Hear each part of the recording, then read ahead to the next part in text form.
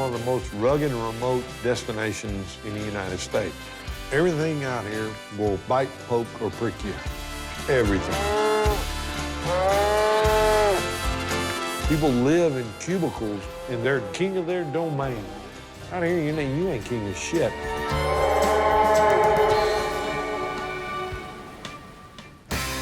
I took a walk through this beautiful world. Felt the cool rain on my shoulder. Found something good in this beautiful world. I felt the rain getting colder. Sha la la la la, sha la la la la la, sha la la la la, sha la la la la la.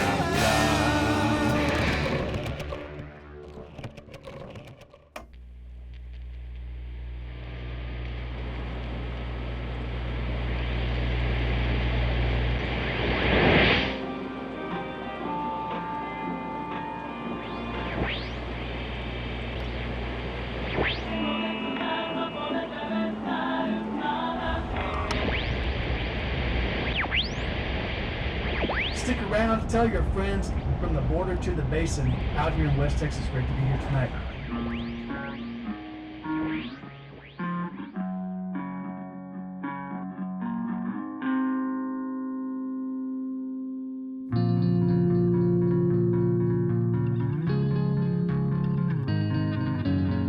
The dream of the American West was come out here, get your own little piece of paradise, you work hard, raise cattle, you make enough money to look after your family. Sure, I'd love to cook you one.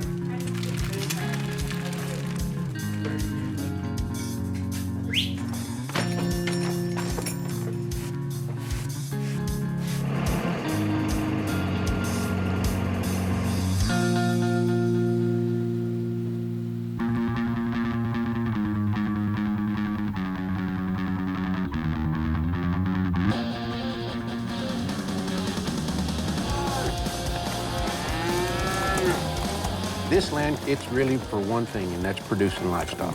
They've tried to farm and it doesn't work, and except for beautiful views, that's what it can produce. West Texas is a big band in this area. Are you the platonic ideal of the Texan? The American hero? Lone rider on a horse? Big empty spaces? Mexican music? Mexican food? This is still where the punchiest cowboys in the United States are. It don't get no rougher. I mean, we're 120 miles from the nearest Walmart, 40 miles to a tank of gas or a loaf of bread. Out here, pretty much everything is 5 hours away.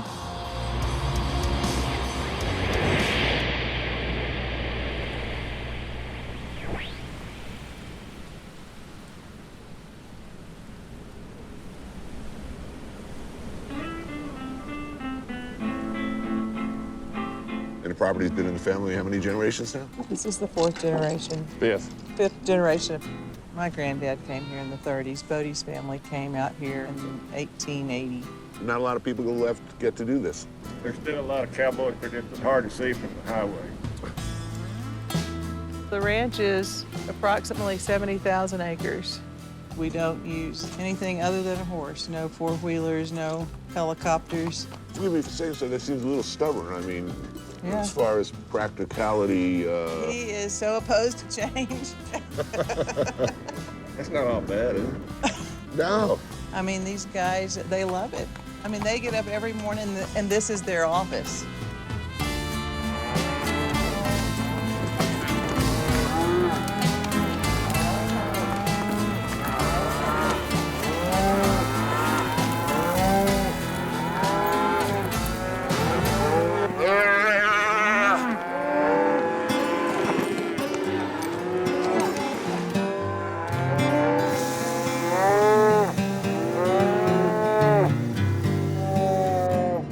He had his teeth kicked out By a cow. oof.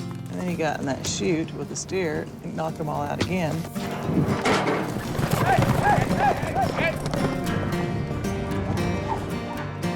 Oh, there goes Evan. She's about to rope.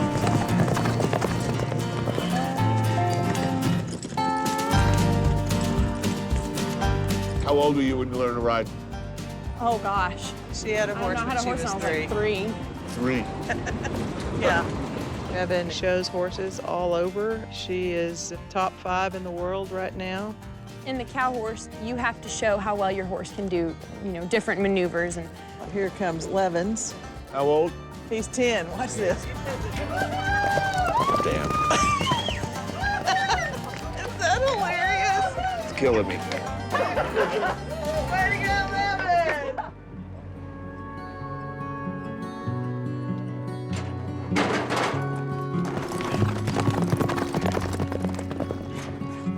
Oh, sweet little hunter, my back into your side. there we go. Follow my path here. The burrito that we're eating yesterday was a live goat. Oh, killer, so graceful. We like it spicy, jalapenos and onions and, you know, fresh tomatoes. If you got a bunch of gringos, it's perfect. How Mexican is West Texas? This is where it is. On the other side of that mountain, 20 miles as the So- crow flies. Those flavors, those sounds. That's yours also, right? Oh, yeah. I learned to talk Spanish nearly before I learned to talk English. It's the good vanilla from Mexico. Old Mexico or New Mexico? Old Mexico. Chewy's mother comes from Mexico, south of Ojinaga. Yeah. How long you guys been riding together? Oh, me and him, Yeah, you and him. 35 years. It's an awesome way of life. Jalapeno cheese grits. Nice. Of course, they're buttermilk biscuits. This is an area of Texas that is legendary for whatever you might have thought you were going to do here, nature wins. Always. Always. Always. It'll not rain for 20 years, and you just stay as long as you can, then it starts raining. Yeah. So, how do you make a living? Basically, dig in. Work like hell and don't spend any money. Yes. This table right here is filled with people who truly care about the land and what happens to it. You just have to have the heart to stay and want to stay and do it and make something of it while you're here. If you got a weak heart, you won't last. I mean, I'm graduating next year, and I'm gonna go to college, go through law school, finish, but I wanna come back out here. There are kids that are my age that will never see this, never have this, never be able to know people like this. And that's, I mean, Priceless. yeah, how can you say no to that? If you get to eat 3 good meals a day and be happy, being happy is more important than anything. Allá en el rancho grande, allá donde viví. El gusto de los rancheros.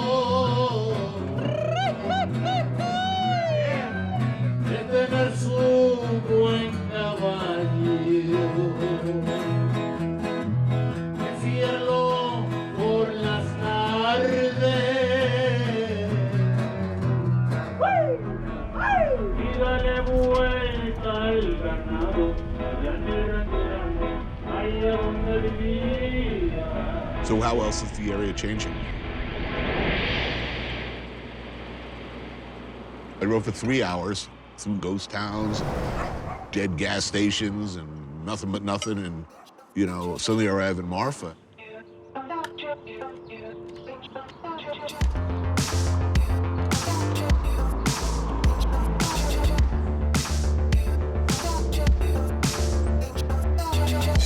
And it's like, would you like some bruschetta, some salumi, you know, some $900 ponchos? That's right. What's going on? Clearly, it's not the old family Marfa.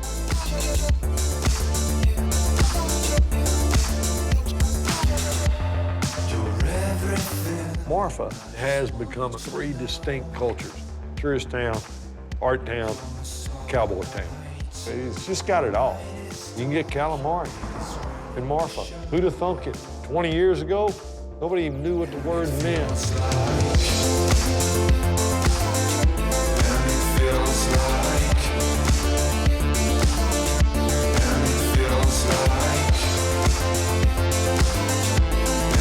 Feels like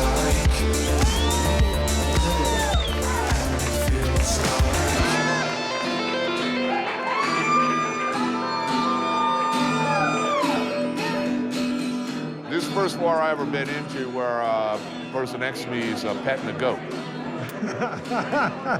In here, sometimes You get all types. dogs come in without their owners. As long as everybody behaves, whether you got 2 legs or 4, everything's good.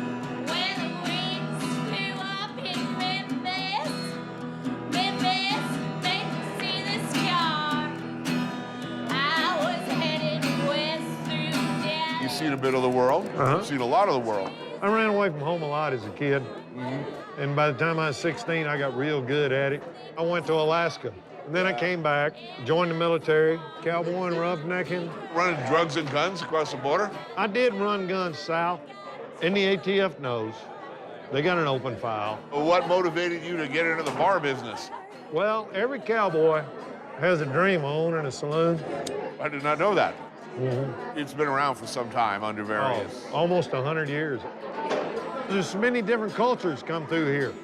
Hipsters, blue-collar city workers, and I wanted everybody to be able to have a good time, no matter who or what or where. There ain't gonna be but one intimidating sumbitch in my bar, and that's me.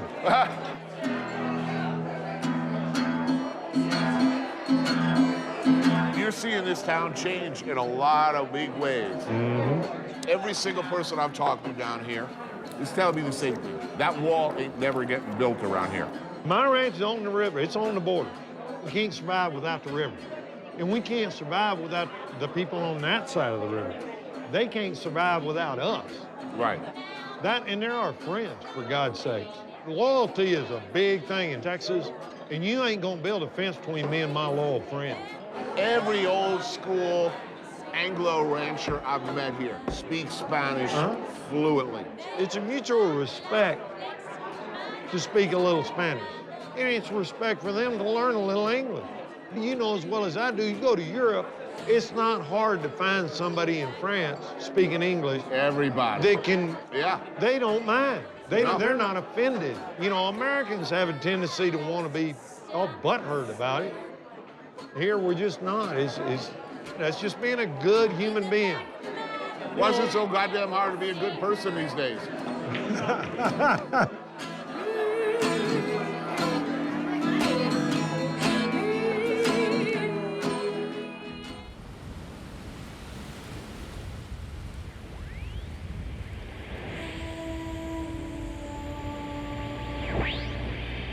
Right now in Marfa, it's 75 degrees. Low tonight, only 61. Not that cool, honestly. I'm David Beebe with you till 1 a.m. It's time to go outside and look up at the stars and enjoy the place that you live.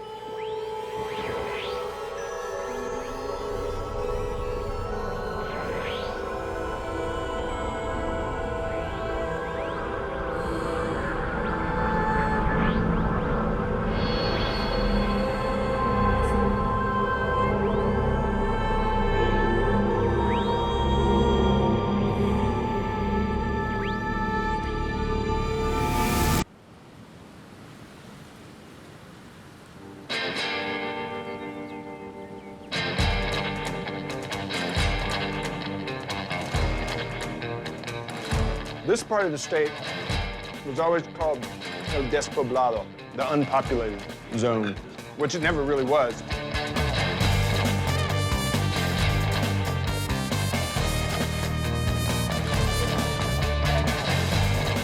Born and bred here, near here? Yeah, a couple 100 miles east, not far. That's considered close right now. Close, yeah. The forest still makes me uneasy. Yeah. Surrounded by trees, I get uneasy because I can't see. I can't see far enough. Now, I guess unlike a lot of Texans who take a rather romantic view of those early days, you seem to view it in a darker prism. It is dark. The story of Texas gets a little too polished. It was a conquest, and people forget that. There were people here. The Spanish and the Mexican authorities wanted to exterminate the Apaches. They created the Society for the Extermination of the Barbarians. So the classic cowboy and Indian film of scalp-hungry Indians was not really the case. Well, they took scalps too, but they kind of learned from the Anglos. And then when the Texans came in, it intensified. If you were a rancher coming out here in the 1870s, you better have a lot of guns because you were an invader. Right. And the people you were invading knew you were an invader.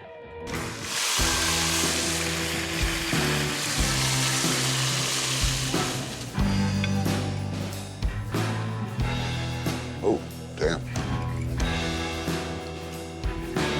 You know, if you look at the legend of this place, you know, was it the history of violence and the harshness of the landscape that preserved it for so long? Yeah.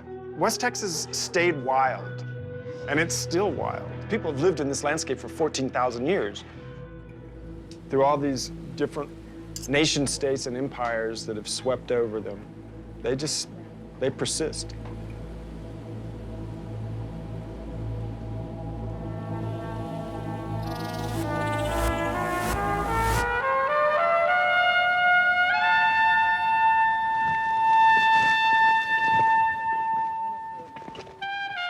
We're gonna catch the arch of light that is gonna just envelop this motif right here that represents the place where the sun was born.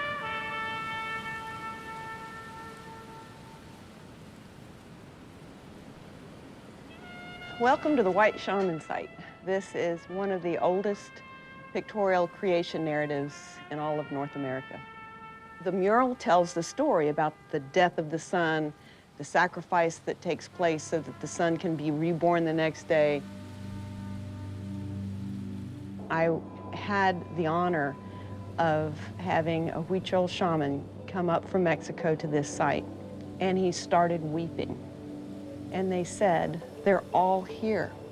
All of our grandfathers, grandfathers, grandfathers, they're all here.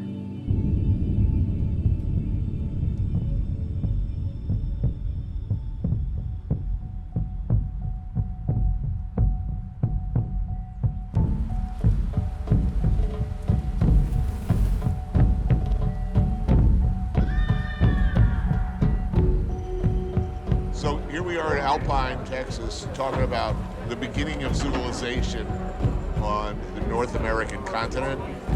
The earliest evidence of human existence in this area goes back how far? Almost 15,000 years.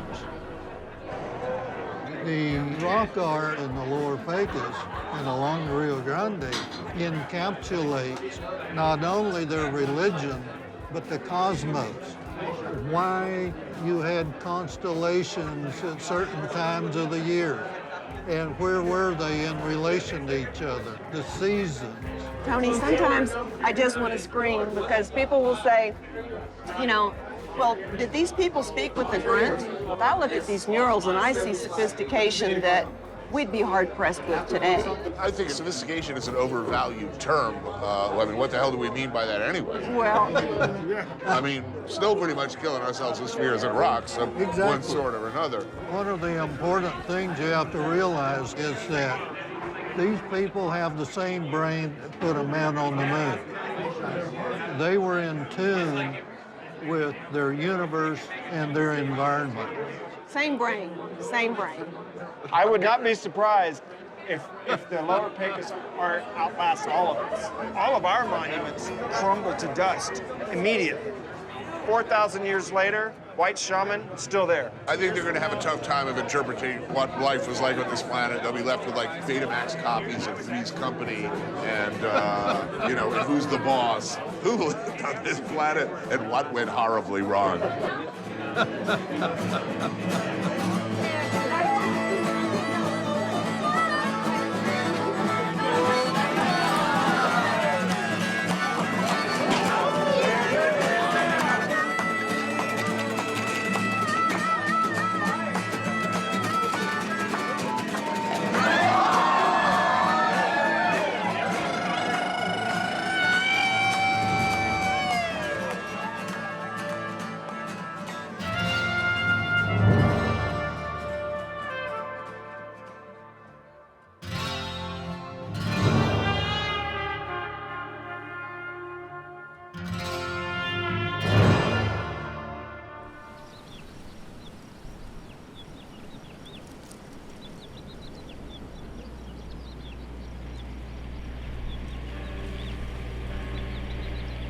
If you talk about life-changing events in any neighborhood, it's when the artists show up. When my father, Donald Judd, came to Marfa in the early 70s, it was a ranching community and an old railroad town. The legend is, of course, that he looked at a map and was looking for the least populated area of America and came out here. Is that true? Yeah, that is. I mean, he did a lot of looking for places that had very few people and very few trees and lots of space. He had been working hard for so long, and I think coming out to Marfa was this reward.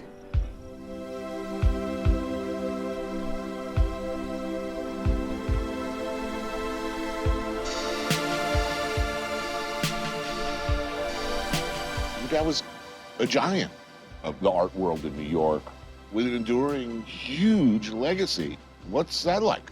The thing with my dad is that he was like a buddy my whole life. He was literally like my tether to understanding the world.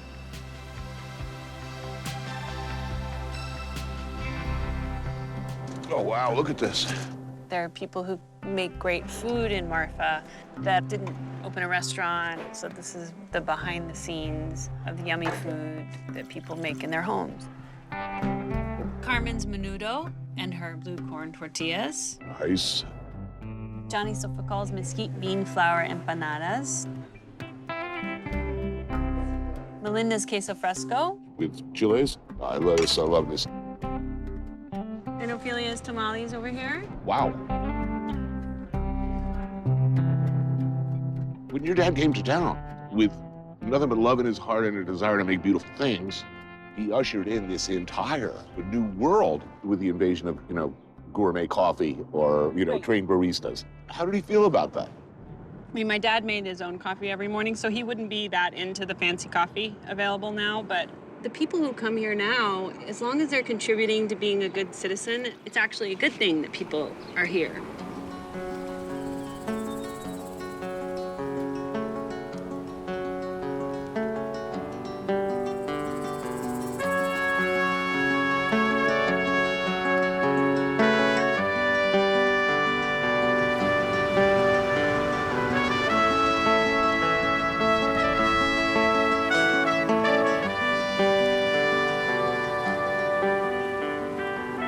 Muy bien, están escuchando la KRT 3.5 en Marfa, Texas. No, aquí es su amigo el servidor, el Primo Carrasco. Como quieras, en español, en inglés, aquí estamos para servirte.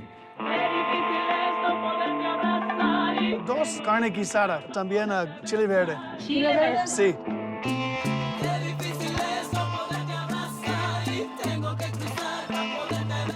Calipa, barbacoa. Barbacoa, taco. Most of the better restaurant chefs, you can find them at least once a week getting their food here, even if they're making food down at their place. Unbelievable. The gas station. In the morning, everybody's here. It's all the Border Patrol guys, like all of them. There you go. You have a great day. All the laborers in town, kids, the people that work at the radio station. It's like going to, like your abuela's house. So you're both multitaskers.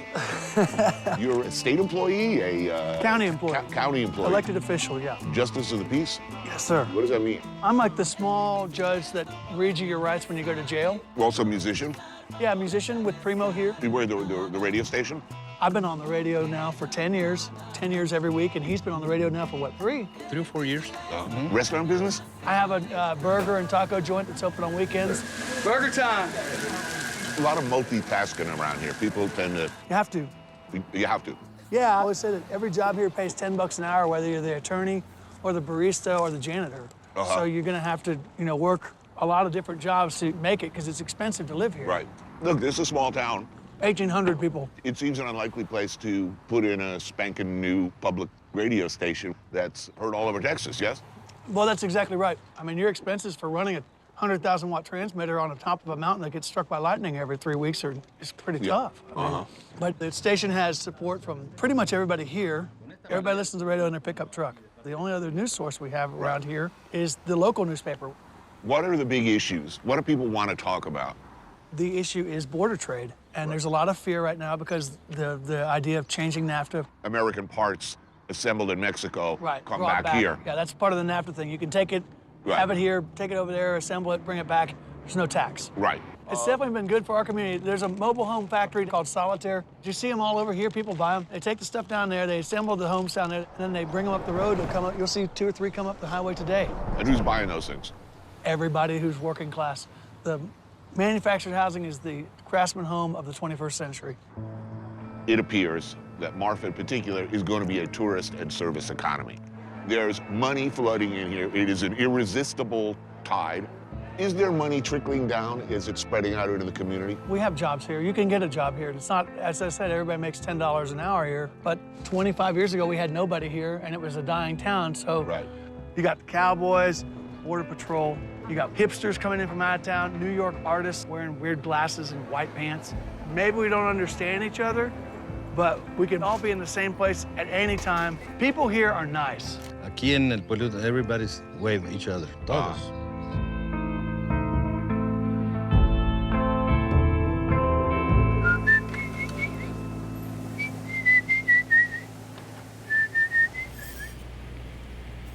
Thanks for tuning in, everyone. You're listening to 93.5 KRTS, Marfa Public Radio.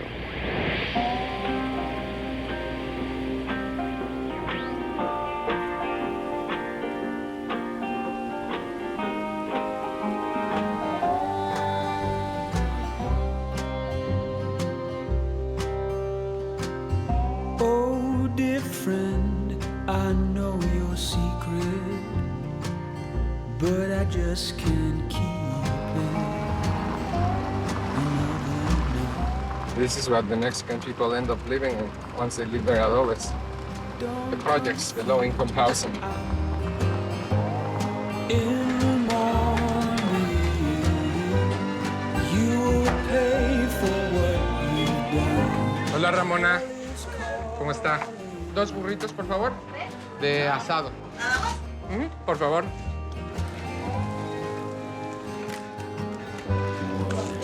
Qué rico. Gracias, Ramona. Man. You've been riding horses? Yes, you noticed the groan as I sit down. That is a serious burrito. No rice and all that. This is the real deal, man. I love it. Were you born here? You were born in Mexico City. I was a fisherman in Alaska for 19 years of my life. Oh, yeah? In the Bering Sea. Now, is it adobe or adobe? Adobe. Adobe. And you've been quoted saying adobe is political. Yes. You're going to start with that question. Yeah, I'm interested.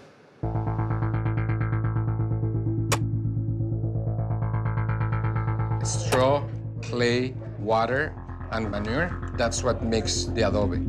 We make a flat surface here where we're going to put the water and the manure on top.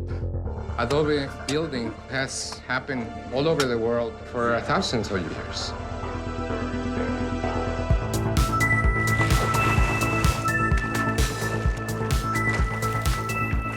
Here, historically, the adobe has been kept alive by the Mexican and Mexican-American populations.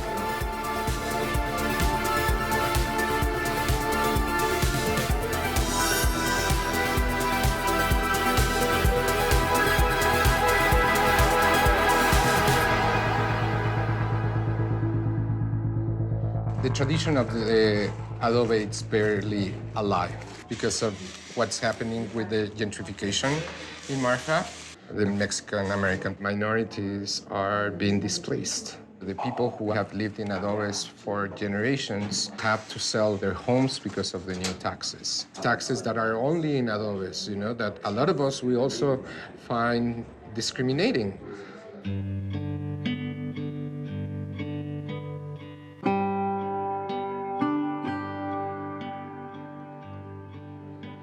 We are at a critical point.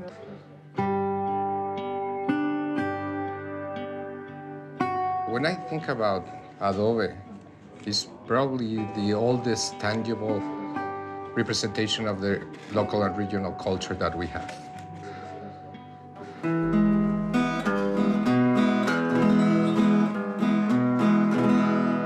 Sé muy bien que te vas. Sufro tanto, pero ¿qué voy a hacer?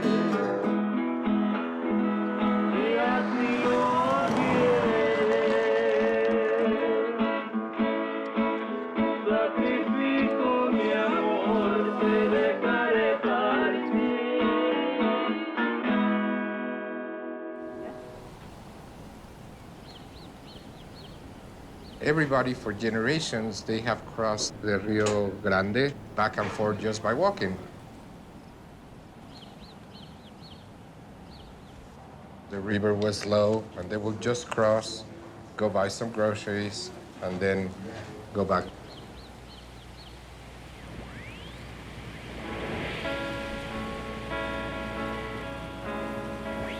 Hi, y'all. This next song is by Molly Ferguson of the Red Natives of Presidio, Texas. This is Marfa Public Radio. Ir a caminar en el muelle del mar, contigo a mi lado, pero no es tan fácil porque estoy lejos de ti y quisiera poder vivir contigo. Y cuando llega la noche yo quiero estar entre tus brazos yo y quisiera volar,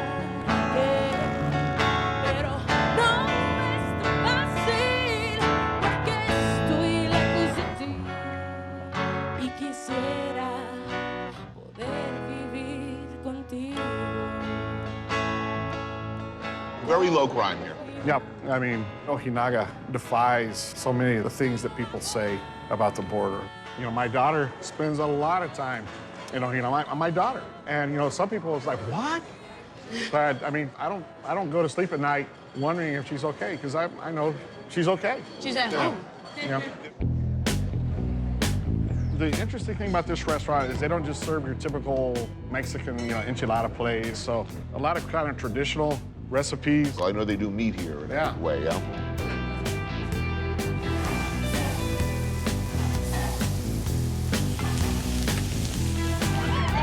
Hey, so welcome to good old Presidio and Ojinaga. Other side of the river, you were currently the mayor of Presidio. Yes, sir. And you are former mayor of Ojinaga. ¿Cuáles años era presidente? 98-2001. You know, when we talking about sister cities, that's serious. Oh, yeah, yeah. It's almost like an arbitrary line through them. On the weekends, Presidio just kind of empties out. You say, where is everybody? It's because they're here. So, I mean, that's kind of why when there's talk about a border wall, I was like, whoa, wait, you know, we're basically just one town here. Siempre nos hermanamos, las autoridades, nunca nos peleamos. 300 años tenemos de amigos inseparables. Now, you can come over here. Your boyfriend can't come over there? No. Not yet.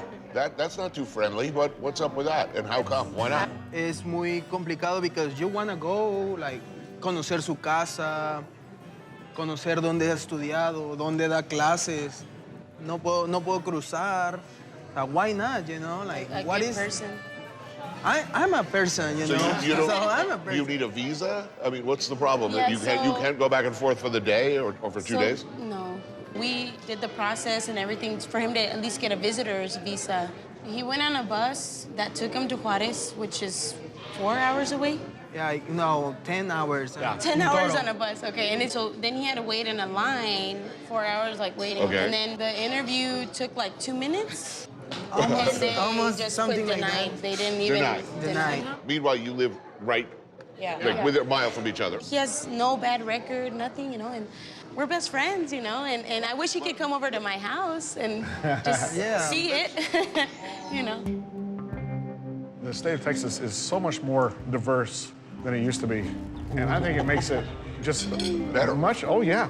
And I know some people, it scares them. I think it's just the fear of the unknown. It's not the fear based on anything concrete. Here, we're all family. Cuando saluda con la izquierda para el corazón. Salud. Salud.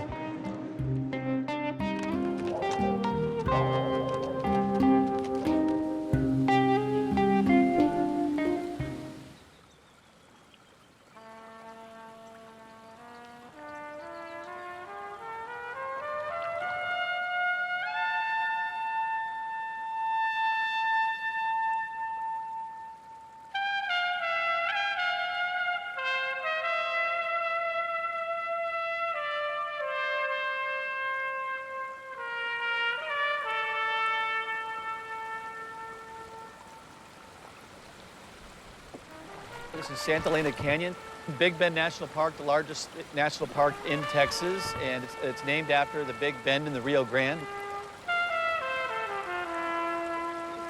We are surrounded by 1,500-foot limestone cliffs. This slowly rose up, and the river just cut through it for millions of years.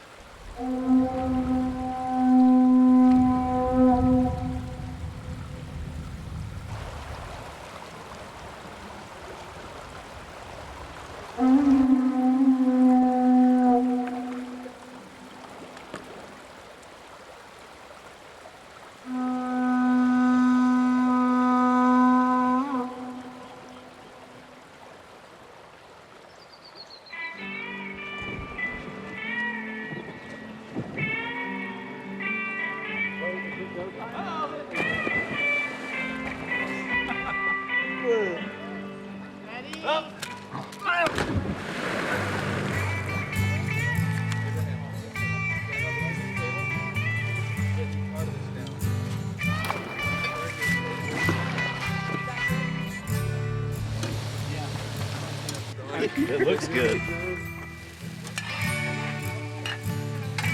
Doing a good job on the food. Ah, yes. Thank you, guys. Salud. Salud.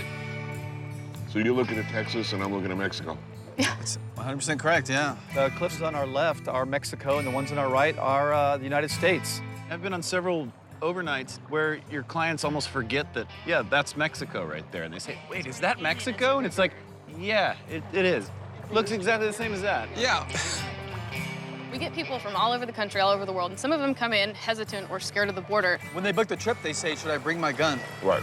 But the neat thing is that everyone I've taken out, you get to see this transformation from being like terrified to thinking it's beautiful to thinking they don't need a wall to thinking I'm actually gonna write a letter saying that we don't need a wall. Right. Has anyone ever bothered it? I mean, are there like security gunboats coming up and down this river? I mean, I think the Border Patrol technically does have a hovercraft that they've used once, and Park it was Service does, horrible. too. Yeah. They have And helicopters. For the record, I don't understand why Mexico is made to be such an issue. I mean, it's our second biggest trade partner, aside from China. Yeah, what about the Canadians? They're actually pouring across our borders and stealing our jobs. They are taking our jobs. Find a non-Canadian comedian. How many Canadians play hockey in the United States for a U.S. team? Those are high-paying jobs. That They're stealing them. They're stealing our jobs. I mean, there's so many avenues that conversation can go to where violence comes from, where dangers come from. Well, even our small towns here. I mean, crazy stuff happens everywhere. The world is made a better place by little bits at a time. You can't just jam through a wall in 1 year and say it's fixed. You know, I've been to a few places where they do have a wall. Yeah. Few things are uglier in the entire world of all of the places I've seen. Few things have been more an indication of an utter failure of otherwise smart people to figure shit out. Thank you for showing me this amazing, I mean, just ludicrously amazing place.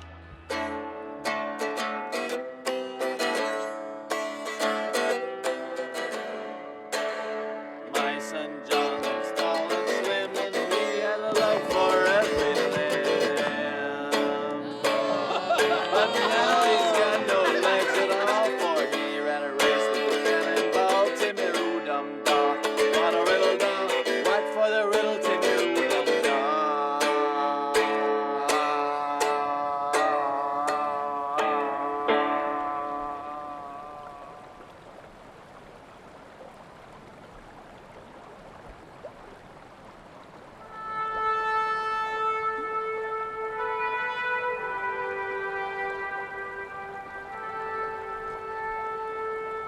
There are certain type of people who connect immediately to the empty spaces.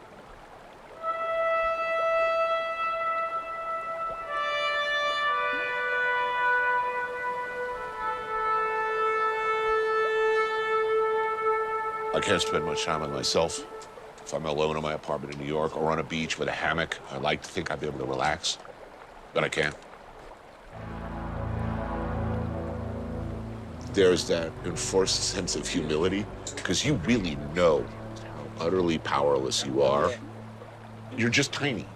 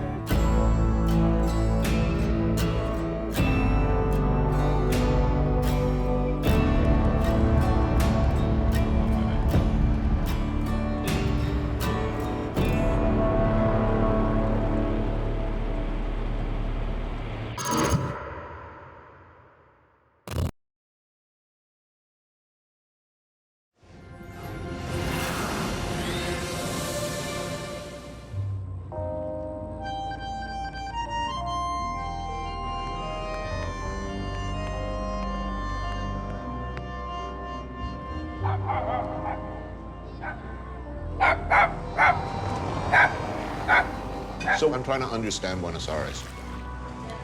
And I've only got a week.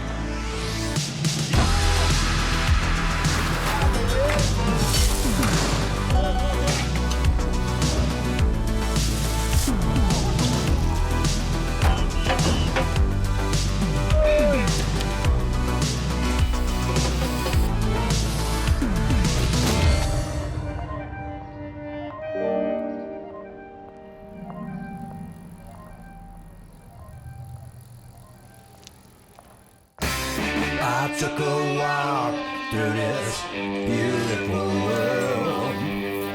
Felt the cool rain on my shoulder. Found something good in this beautiful world. I felt the rain getting colder. Sha la la la la, sha la la la la la, sha la la la la, sha la la la la la.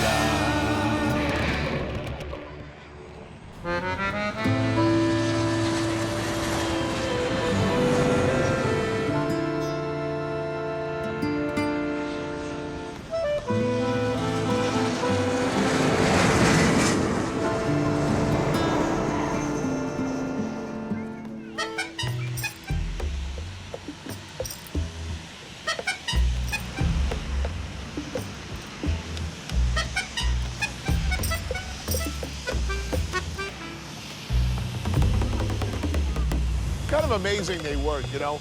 I look at a plane, I'm figuring, I understand scientifically how they fly, but it doesn't look like it should work. No, it doesn't. That's a big hunk of metal. Yeah. And who are these people? Are they waiting for friends to arrive, or no? They're just here looking at planes. Yes, it's popular. You come here and you watch a couple of planes come and go. The whole family. Yeah.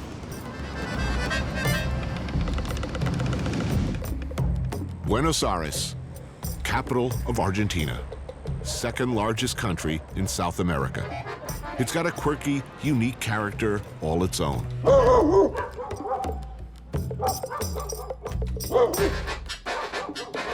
It looks like no other place, and it feels unlike any other.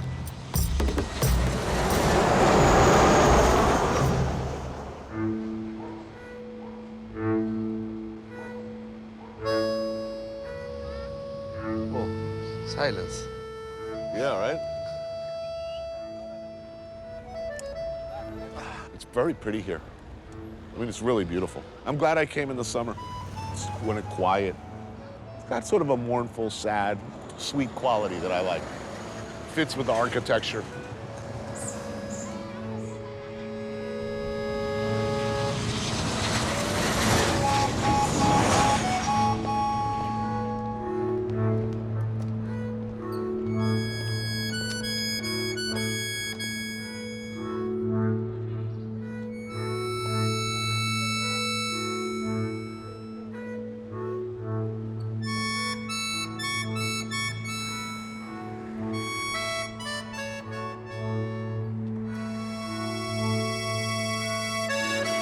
Where does everybody go?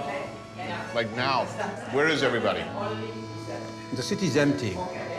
The month of January, everyone go for holidays. January and February are the hottest months here, middle of summer. And most porteños who can afford it get out of town to cooler climes. They go to Uruguay or Mar del Plata, which is our beach, or to Patagonia, or to the north. I have a home in Patagonia. Far away from any restaurant. It has no internet, no electricity, no phone. I mean, it's a little antisocial. For a guy who's a communicator, you're all over television. Yeah, I'm not very social. Chef-restaurateur Francis Mallmann is one of the biggest and most influential figures in Latin American gastronomy. A TV star, head of a restaurant empire, and now in middle age, gives delightfully few shits about anything unimportant. This is a restaurant I love, Carlitos. He serves you whatever he has. There's no menu.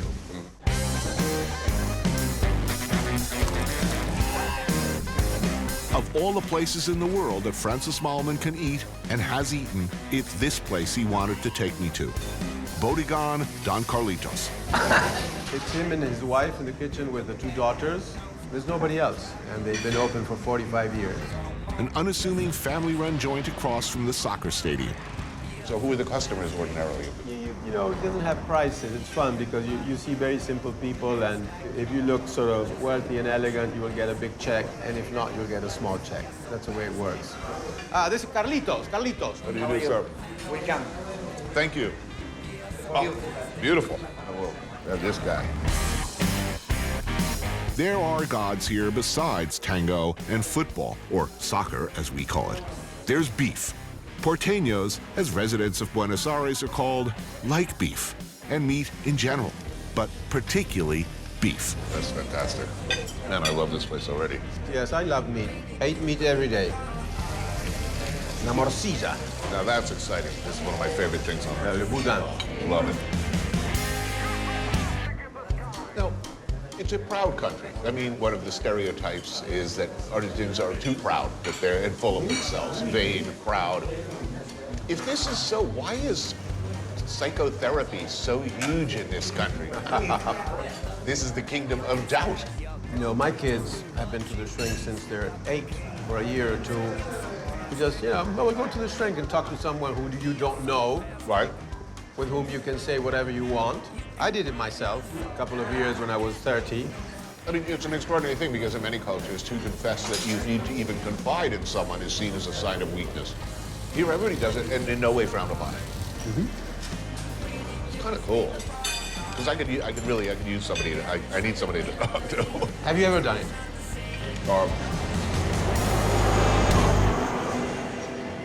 I was a teenager. My parents caught me with drugs, and as part of the deal to stay out of trouble, I saw a therapist briefly. Meet Mariana, my therapist. Argentina has the distinction of being home to more head shrinkers per capita than anywhere else in the world. So, Tony, what brought you here? What brought me here? Well, things have been happening. Like, I will find myself in an airport, for instance, and I'll order an airport hamburger. It's an insignificant thing. It's a small thing. It's a hamburger, but it's not a good one. Suddenly, I look at the hamburger and I find myself in a spiral of depression that can last for days. George Orwell said something that really upset me. He talked about human beings are essentially tubes into which we shove food. And this is my job. I travel around the world with these people, and they turn on the cameras, and then for a certain period of time, my job is to shove food into my face. And what's wrong with that? You have to eat.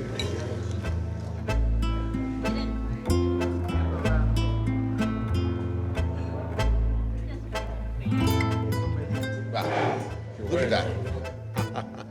They're just not messing around here, right? It's beautiful. I mean, no, it's perfect food.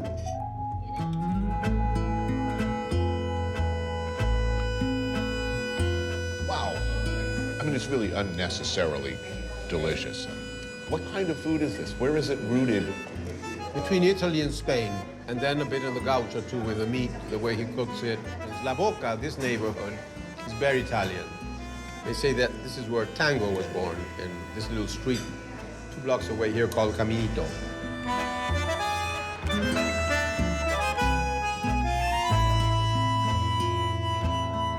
And where does that come from, emotionally? The need for tango, why here? Tango is extremely sad. It's about love, about despair, it's about poverty. And the dance, I think, is one of the most elegant dances in the world, you know, when they barely move and suddenly they stop. When they stop, you know, you tremble because you feel that the man is sort of inside of her almost. And then he goes on.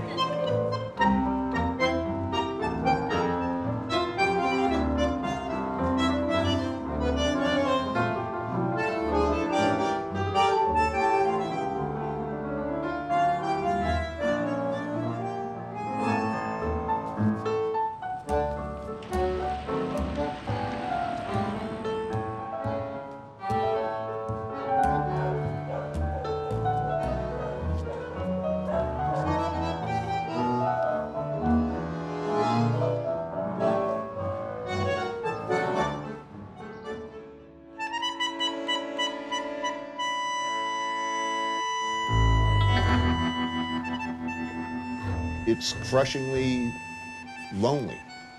I travel over 200 days a year.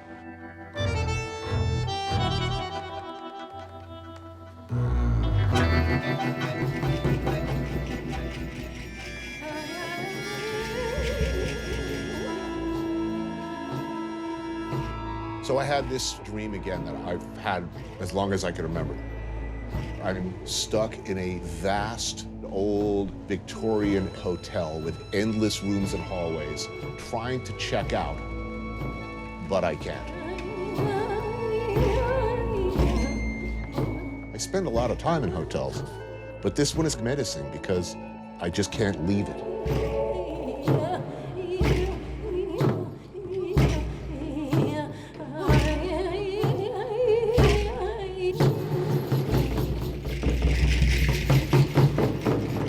There's another part to this dream always where I'm trying to go home, but I can't quite remember where that is.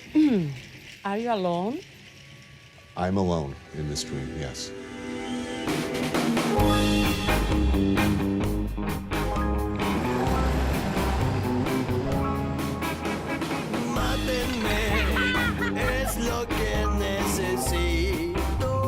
In my heart, what I like of Buenos Aires in Argentina is that we take time to sit down and have lunch every day. Totally. Yeah, I'm always hungry. And they finish lunch and they stay at the table for 1 hour more with their friends. And then they go to work or they have a siesta. Then nap. And then a nap. Very important. Yeah. Totally, I'm on board with that. On the outskirts of town, in the roaring summer heat, the fires still burn hot. The tempting miasma of meat fills the mid-afternoon air. On the Parisia, many parts of once living things sizzle and char for the pleasure of those porteños who remain in town. Like Mariana, my new therapist. Wow, what? Wow. Wow, I don't think that's enough. Meat is king, and fire, and we shall go hard in honoring the flame. God, I don't know where to attack this first. All of us, we call it achuras. Achuras. Kidney, Right. sausage, which is chorizo, black sausage, which is the morcilla here. And this is the famous intestine, right? After a week or two here, even confirmed carnivores like myself will fall to their knees, praying for a vegetable. So, is this normal, like lunch for people? Yes. Tell me, what did you do during your time in Buenos Aires? Ate a lot of meat. Yeah. You have any vegetables in this country at all? You know, there are a lot of vegetarian people here. Yeah, right. And they... Chicken. Chicken is a vegetable, isn't it? Why is therapy so big in Argentina? Because, I mean, the country also has this gaucho tradition, a very macho tradition. Yes, that's what therapy is for. They can do it there. They can. So it's okay.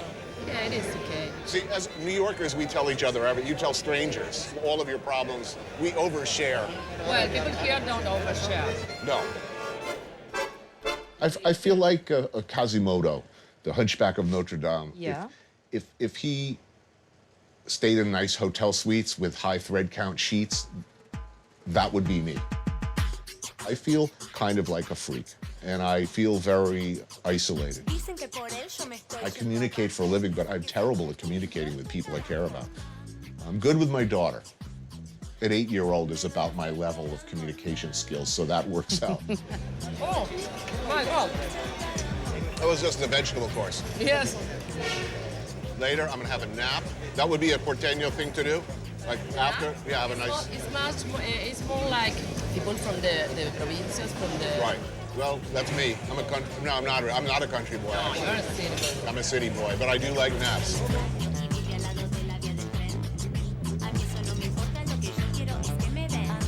So regular people, all summer long, you're stuck in Buenos Aires. What do you do? Go for a barbecue. Go out for dinner. You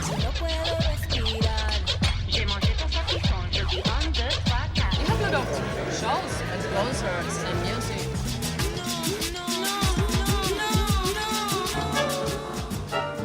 So So what's the best season, the best time of year for you? The best money, the best business? That is summer. In the summer? In summer, yeah. Now? Yeah. Because it's tourists. European people, or from the north, from the States, Canada.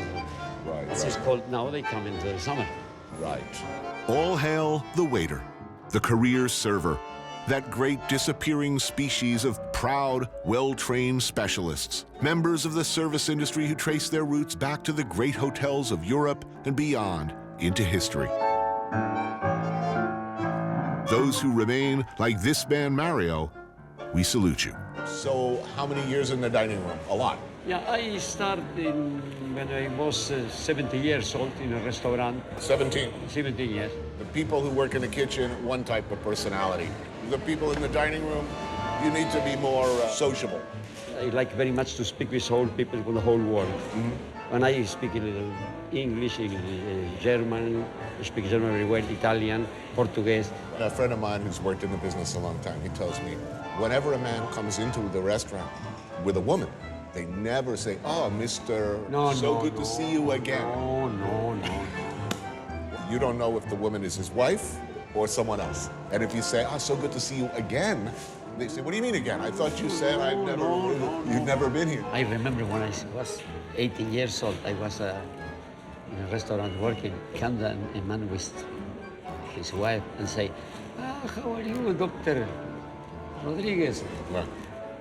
Always do you go to the nightclub? Ooh. Shh. That man won't kill you. Right, big problem now. No, of course, no, never must say that. If you're a cheap tipper, by the way, or rude to your server, you are dead to me. You are lower than whale feces.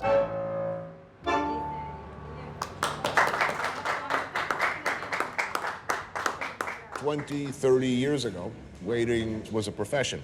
Yeah, I know, yeah. Everybody learned certain skills. If you need to bone out a fish, serve the fish at the table side. I make everything. Right. So steak flambe. Yeah. No problem. No problem, no. Right. Crepe Suzette? Crepe Suzette, of course. Every these things I do it, yeah. All of this, of course. Yeah, I know. Fold the napkins. Yeah, all that, yeah. I remember when I started in the dining room, there was 5 captains, 6 waiters, 5 assistant waiters, sommelier, assistant sommelier. It was quite different. Nowadays it's more simple. All come in dish, they put them finish, yeah. In France, no more. You don't see it. No more, no? In the Michelin restaurants, you don't see it. Nowadays, people are more simple, yeah. Because they're easy. Yeah. Easy, very easy. They say, keep me red wine, keep me white wine, no problem which one. This work was I do it as waiter, slowly melting away. That's a finish, I suppose, 15 years or 20 years more, it's finished.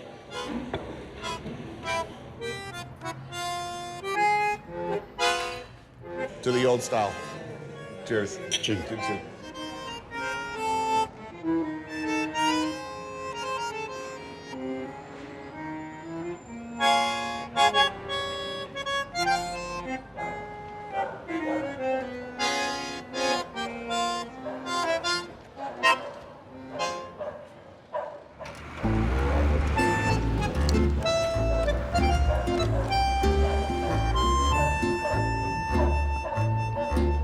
Porteños see themselves as? I mean, do they say, well, I'm Argentine, I'm from Argentina, or do they say, well, my people came from Italy, or my people came from... You're from Spain. The Porteño itself, they think there is from another planet. No, I'm Porteño. I'm from Buenos Aires. I'm different from anybody else. I tell stories for a living. I write books. I make television. A reasonable person does not believe that you are so interesting that people will watch you on television. I think this is evidence of a narcissistic personality disorder to start with. Do you think you had a narcissistic personality before you start to be like a public person, or after that? Before, I think before. Probably. Okay. Yeah, I think always. So it's nothing to be done. I know that the morning after you'll become a monster that creeps me up and things about to blow. A monster. Monster! Monster! Monster! Monster!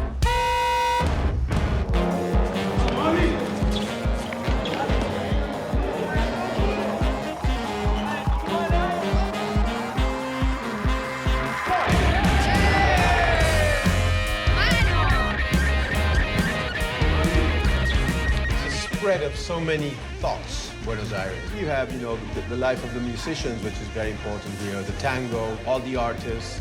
Then you have sort of the corporate world, which is always boring. And on the other edge, you have in the very poor neighborhoods all these hundreds of thousands of children that run behind a ball and they want to be soccer players.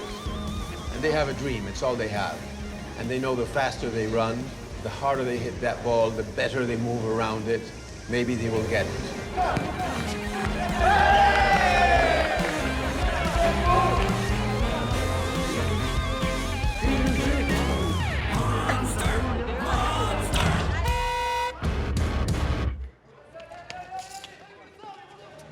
Chef, you do this all the time?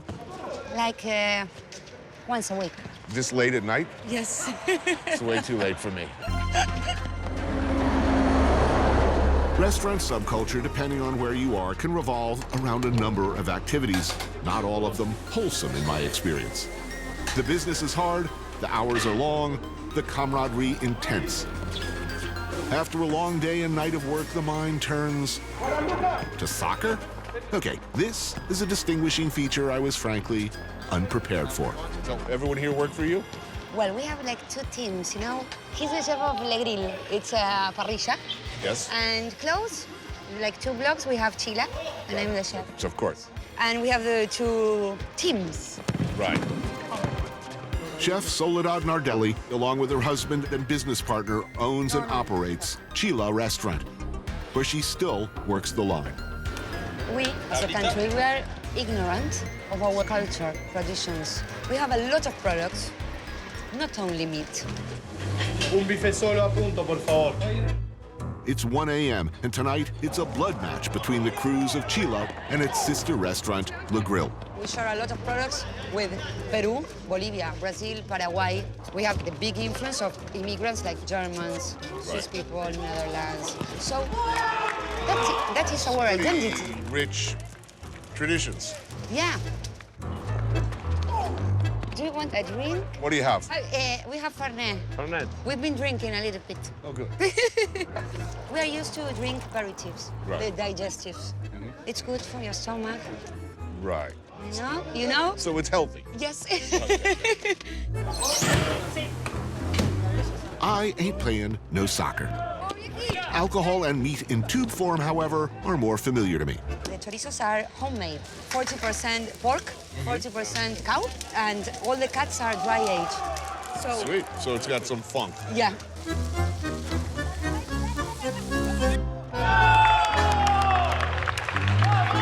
I don't know whether it's the television or the 30 years in the restaurant business. I never understood how normal people lived. When I was a chef, I worked all day. I hung out all night with other cooks, other restaurant people. I really love barbecuing on vacation in the backyard. I love cooking for my daughter. I like doing these really normal, mundane things because I never got to do them before. So you've been in the restaurant business a long time? I started here in Buenos Aires Right. 18 years ago. Right, but wait a minute. Cooking was not your original plan. What was the original plan? Law. Was law. Yes. Yeah. But why would you do such a foolish thing? I mean, there's no money in cooking most of the time. Back then, it was a business dominated entirely by men. I was not feeling good with myself, I said, maybe I'm going to be a really good lawyer, but I'm not going to be happy in my life.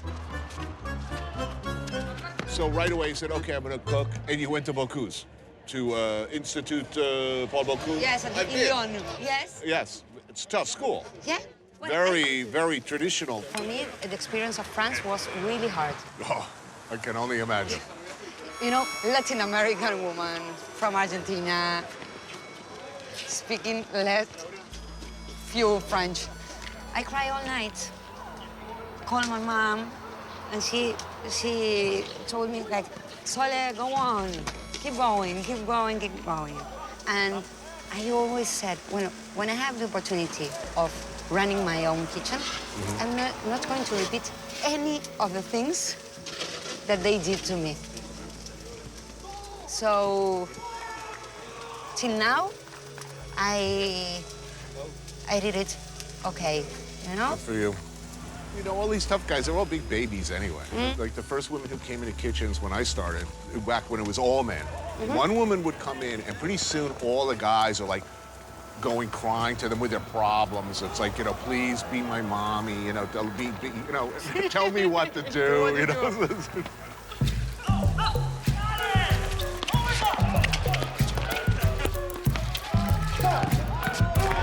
I think we're ready for chorizos, eh?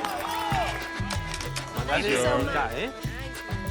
The delicious, delicious choripan is an iconic street food around here for reasons that are immediately obvious once you bite into one. Oh, that's good. I needed this badly.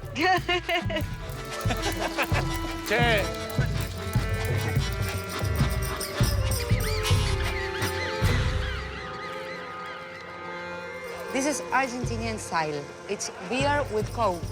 Beer? No, that's wrong, man. No.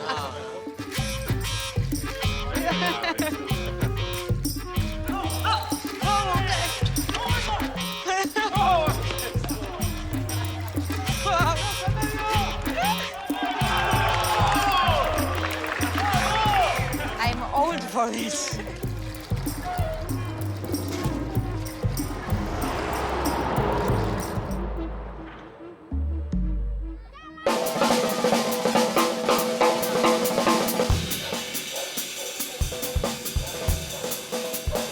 Who's here? It's summer, right? Well, that's a very interesting question. A lot of lower class people that cannot go out for a holiday, they stay here Make and their own they holiday. make the party happen in their own neighborhood.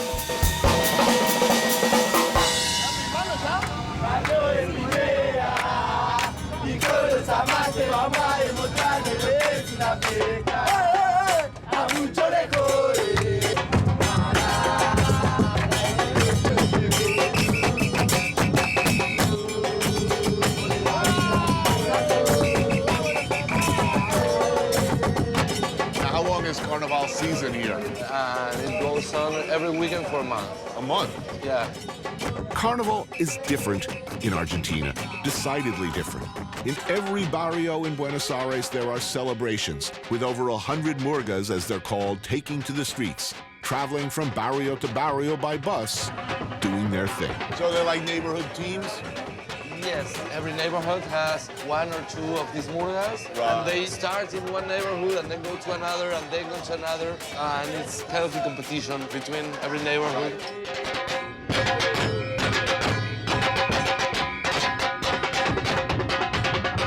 These guys are Murga Los Amantes. They're from La Boca, which, according to the guidebook, is an old industrial neighborhood in the Port District known for historic buildings and no small amount of crime.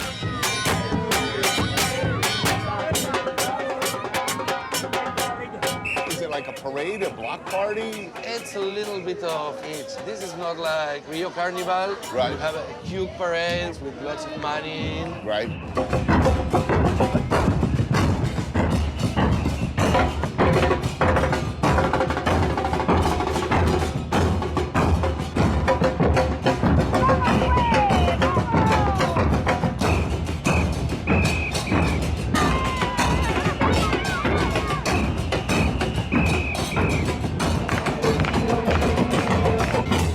You know, we do a lot of different scenes, most of the meals, or I drive sports cars, I jump out of planes. But there are a few things that terrify me. Carnivals, I'm afraid of clowns.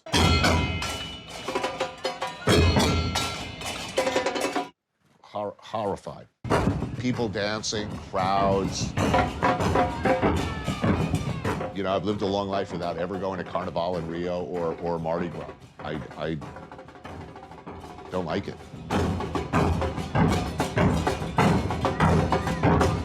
There's something frightening about crowds, too. I mean, what if they all decide to do one thing at the same time? It starts as a party. 5 minutes later, it's like Nazi Germany. Yeah.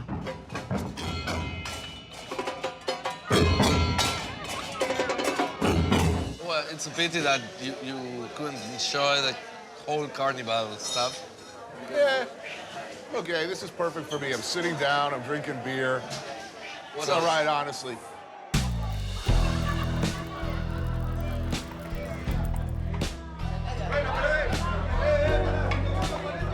has a common roots with Brazilian Carnival and Uruguay Carnival, but in each place took a different way. In Brazil, it was more for the spectacle and the lights. And here, it's more about the pride of the neighborhood.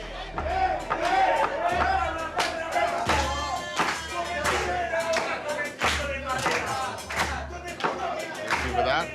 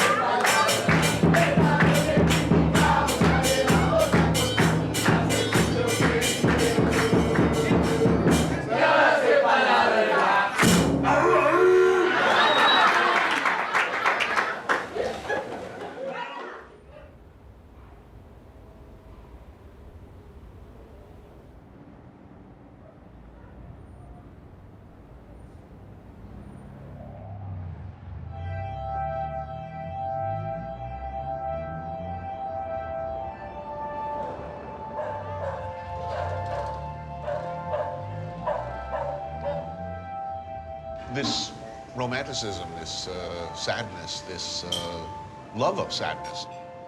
What was it about the history of Argentina that allowed this to take root?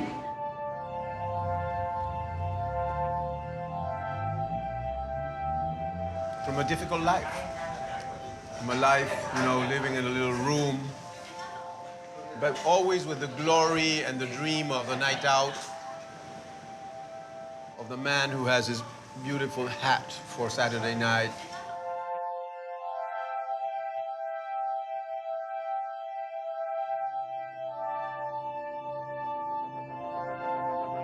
And then next morning, you know, reality's back.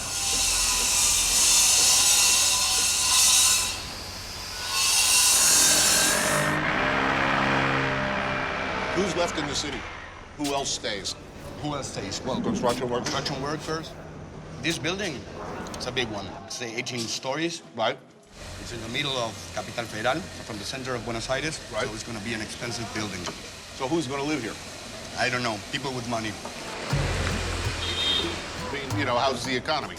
The economy, it's crazy. It's some people doing good, some people not doing good. Yeah, the middle class has been disappearing. They tell me that everybody in Argentina sees a psychologist or a psychiatrist. Is this true? It's true. There's everybody. Yeah. Well, not everybody. People that can afford it, but right. So let's go back to the first question I asked. What brought you here? I'd like to be happy.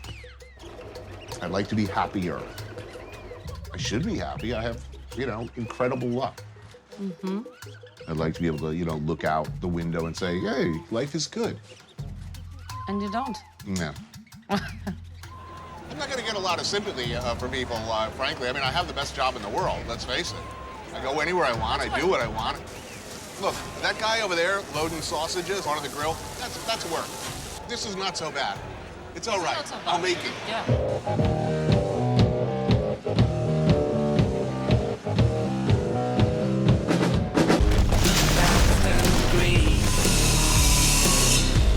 Come and go. If people work hard like they do in construction, it is expected that they be well-fed. And in Buenos Aires, well-fed means, yeah, you guessed it. How often do they do this? once a week on Fridays. They used to do it every day, but economic, you know, the meat is really expensive. Expensive now.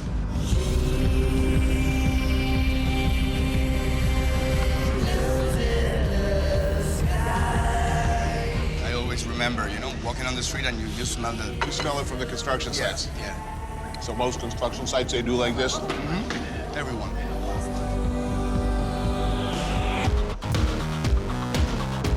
Nico, lead singer of Octophonic.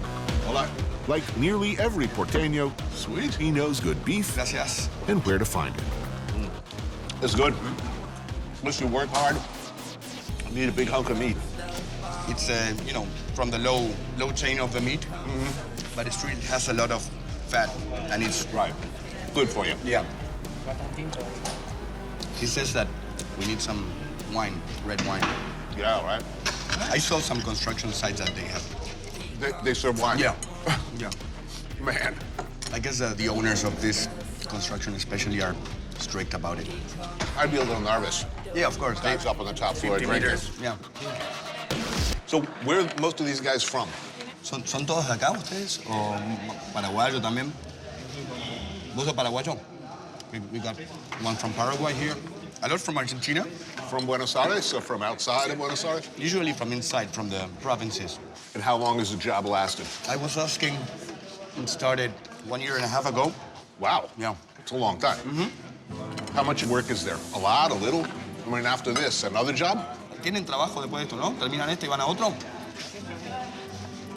Yeah, I guess they jump from construction to construction. So they're working regular, always? Yeah.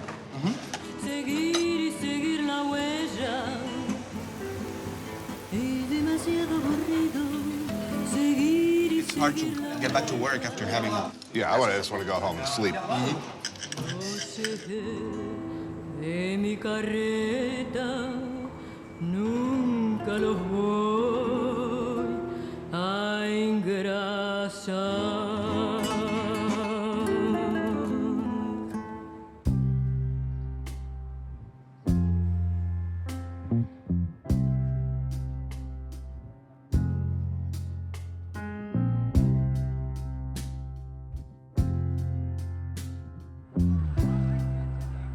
Flying out, just a few hours.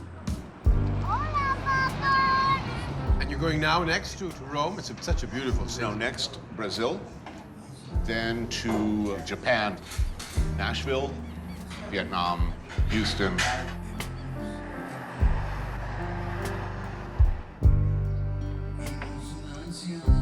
You know, like there's the evil cheeseburger that sets me off, the evil hamburger. Suddenly I'm super depressed for days.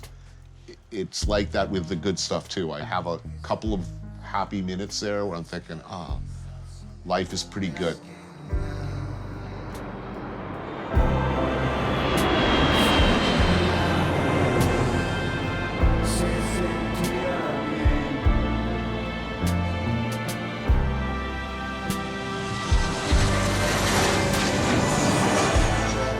This is cool, I'm enjoying this.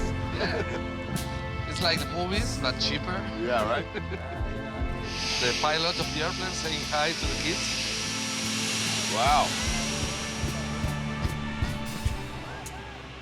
What's in the box, man? What's in there? Here we have Amargo Obrero, which is like workman's bitter.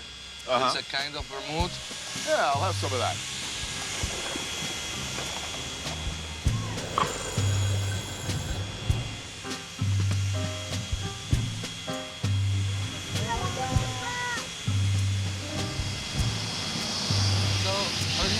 Therapy.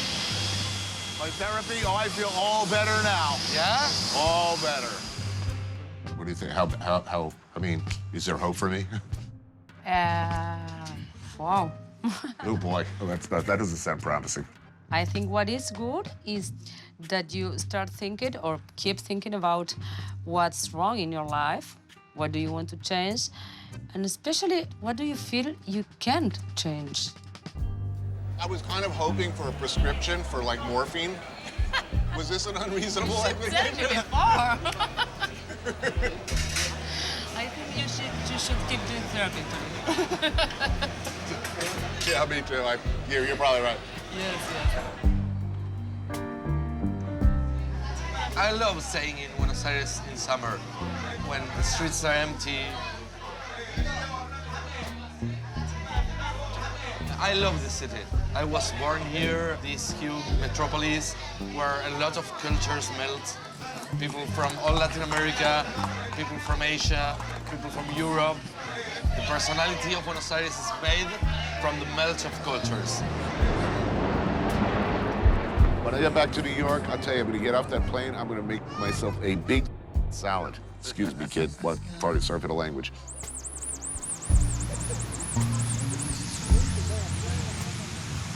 All right, what do you say we get some sausages? Yeah.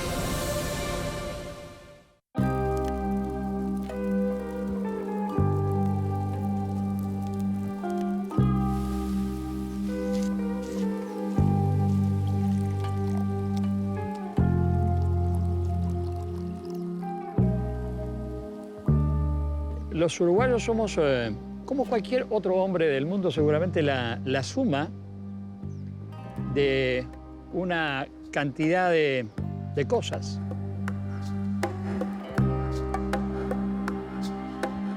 Desde hace mucho nos identifican, entre otras frases, con una que dice que aquí en Uruguay, naides es más que naides. O tal vez sea la expresión de un deseo. Por tanto, ese sentido de que tenemos que tener todas oportunidades y ser iguales nos viene como en el alma también.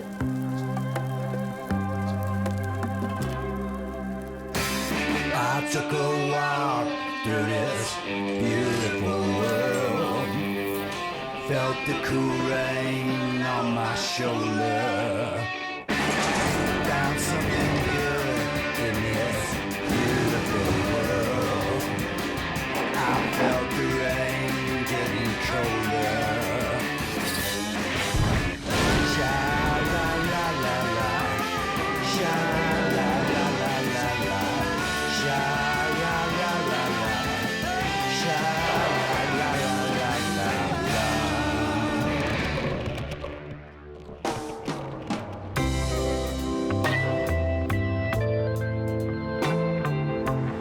I've been here before. This coastline. This city. I was looking for something then. But instead, I found this. Uruguay. The tiny, underappreciated South American country tucked between Argentina and Brazil. Only 3 million people live here, half of them in the capital city of Montevideo. I love this city. I love this country. I mean, there's a vibe here that just, it's unlike any other place on the continent. It's the opposite of New York in a lot of ways. Like, people aren't pushy here, you know. In New York, everybody's like sort of hungry and pushing and moving. Here is extremely laid back. The only competition is soccer. That's the only time that you get competitive, and it gets extreme. Ignacio Matos is the chef-owner of 3 very successful restaurants in New York City: Estela, Cafe Altro Paradiso, and Flora Bar. He's been a New Yorker for the past 12 years, but he comes from here. Uruguay is a pretty chill and relaxed place where you just can disconnect from everything. For me, it's a melting pot. It's mostly Spanish and Italian immigrant food. Bar Arocena in Montevideo's Carrasco neighborhood specializes in Uruguay's unofficial national sandwich, the legendary chavito. 24 hours a day, 7 days a week since 1923. A prince, a king, a gargantua among sandwiches, this terror-inspiring heap of protein is built out of steak, ham, bacon, cheese, hard-boiled egg, mayo, and garnishes. That's like a perfect sandwich. Now, last time I was here, I have to admit that after about 6 days, I would have killed somebody for a vegetable. I mean, I didn't see a single... You're gonna feel like that very soon. Nacho, as he's called by nearly everyone, started his career at the age of 17 with the master of fire and burning wood, Argentinian chef Francis Malman, and stayed with him for 10 years before moving to the U.S. Working for Francis Malman, I felt at home. They were just a bunch of outsiders that they found a place where they belong, you know, finding this new culture and like new flavors. How often do you come? Every 2 years. And how long do you spend? I usually spend a week. Why so little? We live in New York. You know what I'm talking about? Yeah, I do. I mean, I love it here, but it's, you know, you have to commit to get here. But, you know, you were born here. You spent your childhood here. Do you feel the way I feel about this place? It is special, right? I think it's special, but I'm so far detached from it. Right. But I can go back to that and I can just connect. Well, we'll see. Over the next few days, we'll see whether you can just slide right back in. Oh, we will. Oh, we will. There's no other way out. There's no other way around it. You have to.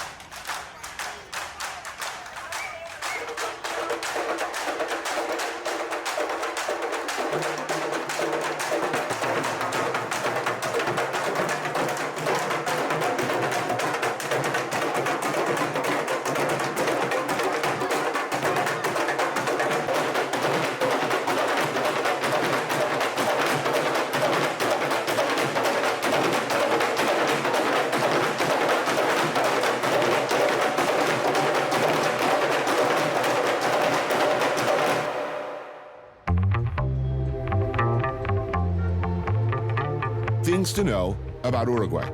It's progressive. Weed is legal. Abortions are easily accessible.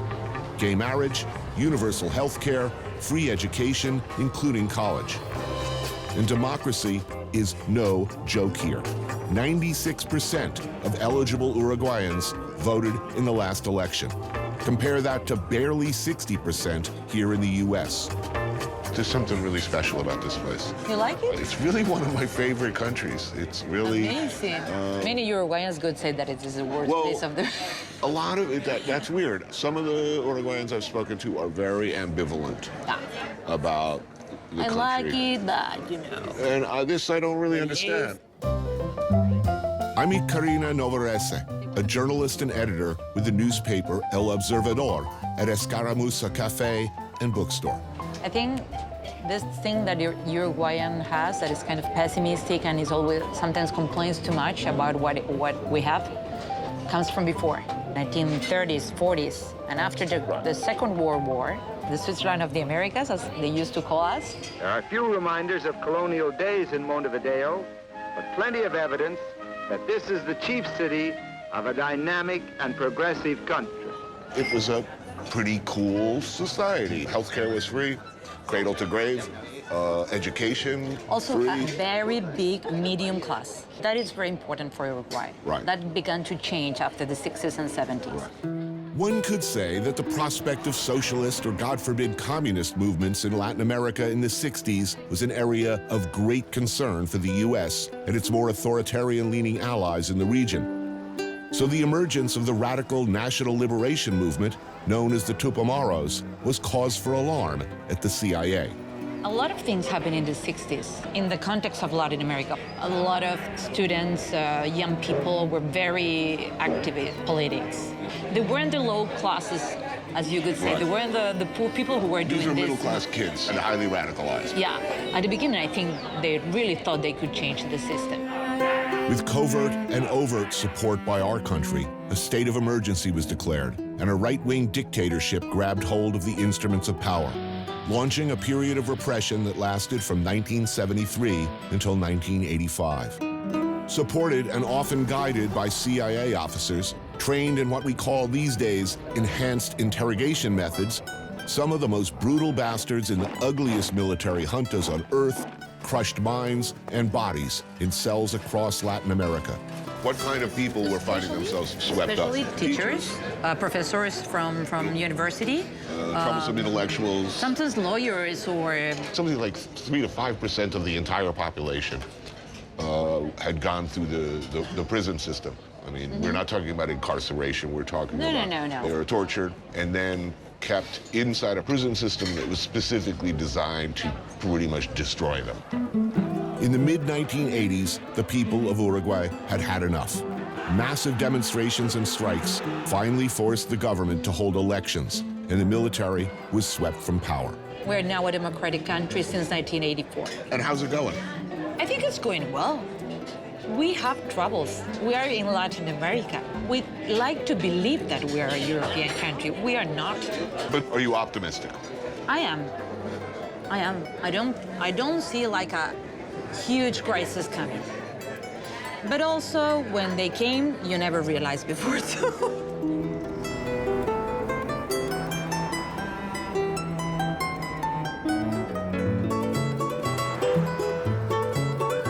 When people think of this often overlooked little country, if they think of it at all, they tend to think of it patronizingly as Argentina's little brother. Not so. And that attitude pushes people here to think of themselves in many ways as existentially in opposition to their bigger, louder neighbor. Where were you born? You from Montevideo? No, I'm from Argentina. Is it a big difference culturally, Argentina, Uruguay? Here, if you're a little bit courageous, then you made it, you know? It's a thing here. Like, to be flashy, it's a thing. To be successful, it's not something that You gotta do well requirements. seen. There's a say, quédate en la chiquita, it means stay in the small thing, you know? Right. Quédate en la chiquita. It's something that defines Right. Uruguay in a way. Lucia Soria is the chef and owner of Jacinto in Montevideo's old city. She worked with Nacho back in the Malman years. What was it like for a woman working in the restaurant industry in the early 2000s? I was very lucky because Francis, he had like this army of women, no, around him. You were surrounded by women from the beginning. Yes. Is that an unusual situation in Uruguay, do you think? I mean, Not asking you, man. You're a man. I'm asking you. Oh, it's not like a woman. The food here takes its cues from Spain and Italy. Homemade gnocchi with mushrooms and pumpkin. Prawns with avocado, apple, and wasabi. Beef tartare with quail egg. So when you were first planning the menu for this place and thinking about the concept, Yeah. what inspired you? I wanted to have like a small restaurant, but that you could have a very nice everything, but small, you know? One fish, Right. very nice, and a lot of vegetables, you know? Right, this is the most vegetables I've ever seen in this country Yeah. all at one time. We're all driven people at this table. You know, Yeah. you went all the way to New York. You have how many restaurants in New York now? Just the one? Two? Three. Three. Nice number, man. You're not lazy. No, Just a little dumb. you could have 7. I'm gonna guess you're like this Yeah, too. We're all yeah. driven people. So where is your happy place? Well, I got married on Saturday. This past Saturday? Yes. That was the day that I felt happy all day. But it's good because you cannot have happiness all the time, no? Happiness is a thing that... Happiness all the time is fascism. No, it doesn't It's oppressive. exist, man. It's oppressive. You're not doing anything. Sure it is. But if you have a few moments a week where you just go, Yeah. oh shit, I'm happy. Yeah. It sneaks up on you.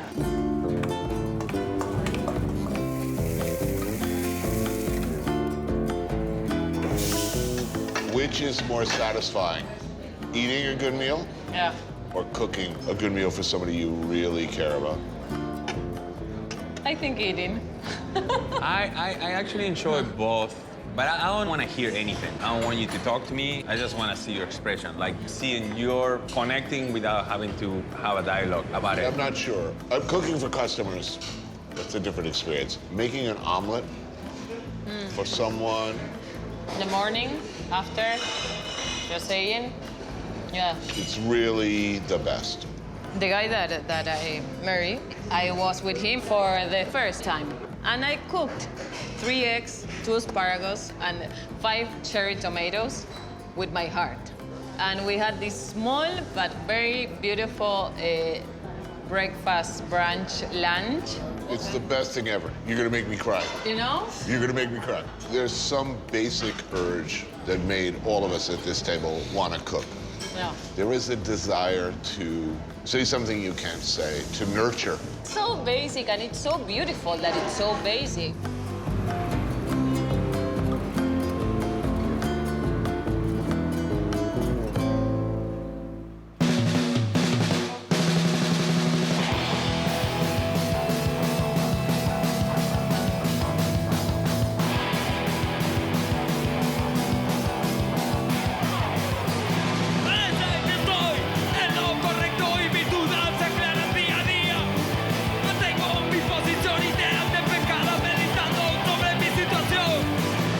Hablan por la Espalda got together in 1996 when they were all just teenagers. They were considered pioneers of the DIY hardcore movement here. 2 decades on, they're still one of the country's most popular bands, and they recently opened for Iggy Pop.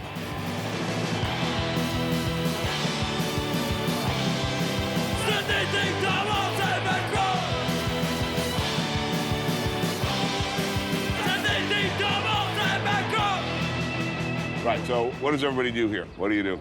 I'm psychologist. A psychologist. This will come in useful later. Musician and... writer, too. Writer and restaurateur. Yeah. I work in post-production. Post-production. Well, that could be... Actually, this is a very useful table. Fermin, the lead singer and songwriter, grew up with Nacho. Tuca and Valentin play guitar. What do people like to listen to in Uruguay? It's a very musical country, I think. You know candombe? Yeah. Okay, that's our native rhythm.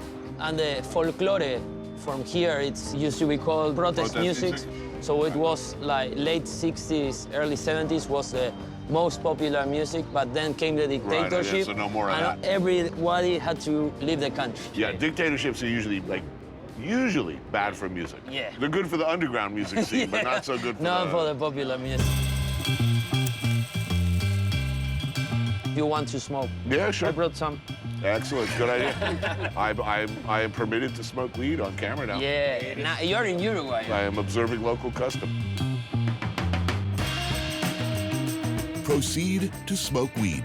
It's cool. Everybody's doing it. Somebody called the Elfin Jeff Sessions. He'll shit himself. How long has weed been legal here? 1 year. 1 A year, year? yeah. Awesome. But here, like, you could smoke in the street for always. Do you have dispensaries? Do you have stores you can go into? That's the problem here now. The pharmacies cannot sell because the international banks don't want to accept drug money. So if I were to open a marijuana hydroponic farm, you can have your club. All right, when we starting this? I don't know, man. Let me smoke another joint.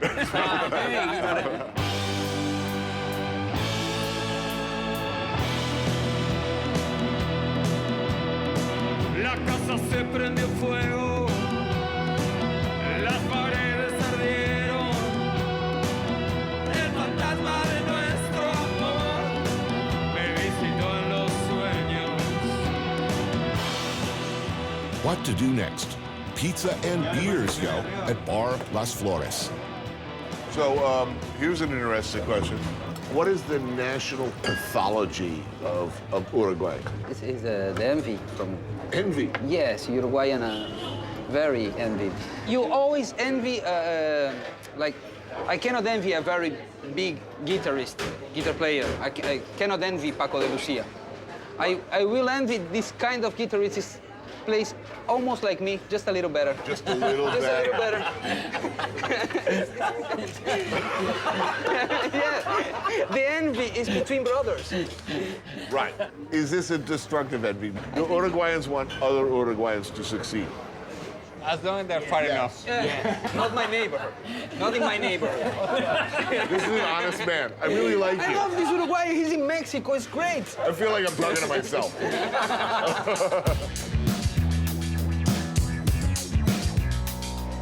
The pizza here is a bizarro stoner hybrid topped with thin chickpea flatbread. Why? I don't know. Makes sense, though. The one on top there is a faina. You should put faina on top of pizza mozzarella. Really?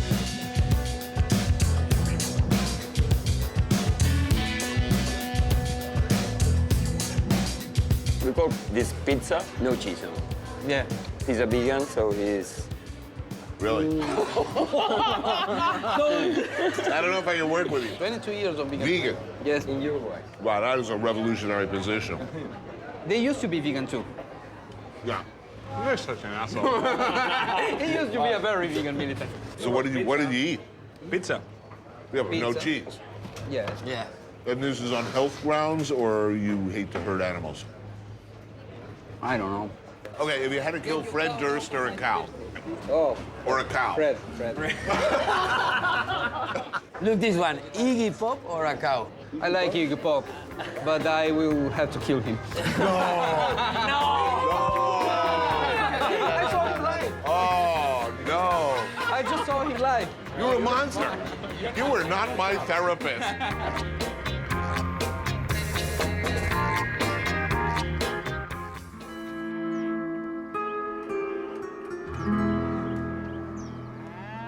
El país que come más carne en el mundo es Uruguay. Cuando los españoles desembarcaron en Uruguay, que dejaron 7.000 cabezas de ganado y a los 10 años se multiplicó en 70.000, hoy somos 3 millones de habitantes, pero tenemos 12 millones de cabezas de ganado.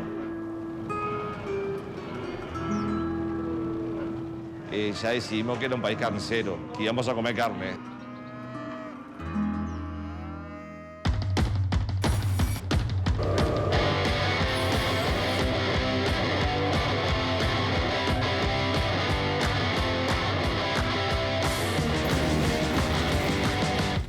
El nombre de esta carnicería es Carnelandia.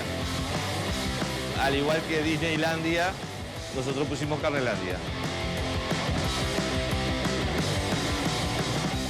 Bueno, nosotros vendemos por día aproximadamente 3.200 kilos, 3.500 kilos de carne. Bueno, acá vendemos mucha carne envasada al vacío, hecho muchas pulpas, asado, picada, mucha carne de cerdo, bondiola, jamón, carré, chinchulines, molleja, chotos, pollo, pulpón, etcétera, etcétera, etcétera.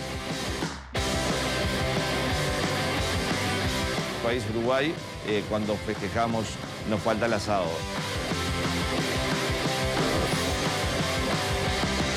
All right, meat. I want meat. This is the place. Yes, yes, I do. This must be the place. His friends say Marcelo Kiban looks German, hence the name of his small neighborhood restaurant, Parrilla El Alemán. The beating heart of the place is, of course, the parrilla, a grill where dripping meats of many kinds are slowly cooked over glowing wood coals. Why is this an Uruguayan thing? Why here? I mean, I know you're a cattle country. I think the first settlers, when they came in, they realized it was nothing else but raising cattle, and they let it grow wild, and they overpopulated. And, you know, gauchos, they would roam the land, and they would kill it on the spot and actually cook it right there on the spot. And actually, like a lot of times with the skin on. Really? Morcilla, or blood sausage. Oh, now this is what it's all about for me, man. Every great culture does this. It's moist. I love it. Right when you kill it, it's pretty amazing. Look, when they kill me, that's the way I want to go. You know, keep the heart beating, pump the blood into the bucket, let the village women come and make sausage. Then chorizo and steak, gotta have that. In this case, ribeye. You should spend more time in this country. Yeah, I don't know. I've been gone for 17, 18 years. Yeah.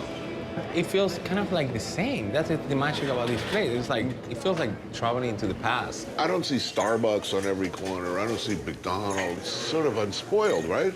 This is pretty awesome. I mean, am I missing something? Is there something that really sucks about this country that I'm not seeing? I think the society is like very patriarchal. And it has a lot of colonial tradition that overshadows. Yeah, but compared to what? Compared to who? Who's doing really great in that department? Denmark? It's like the happiest country on earth. I hate happy. I mean, you want to be surrounded by happy people? Do you notice how melancholic this place it is? And nostalgic? It's like you walk on the street and you just like feel it. It's like the melancholy, it's... I like that.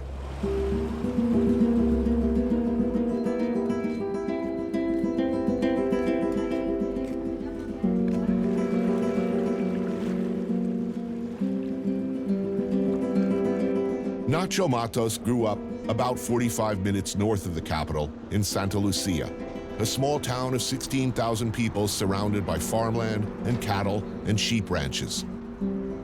I think as a childhood, it was an incredible place to grow up.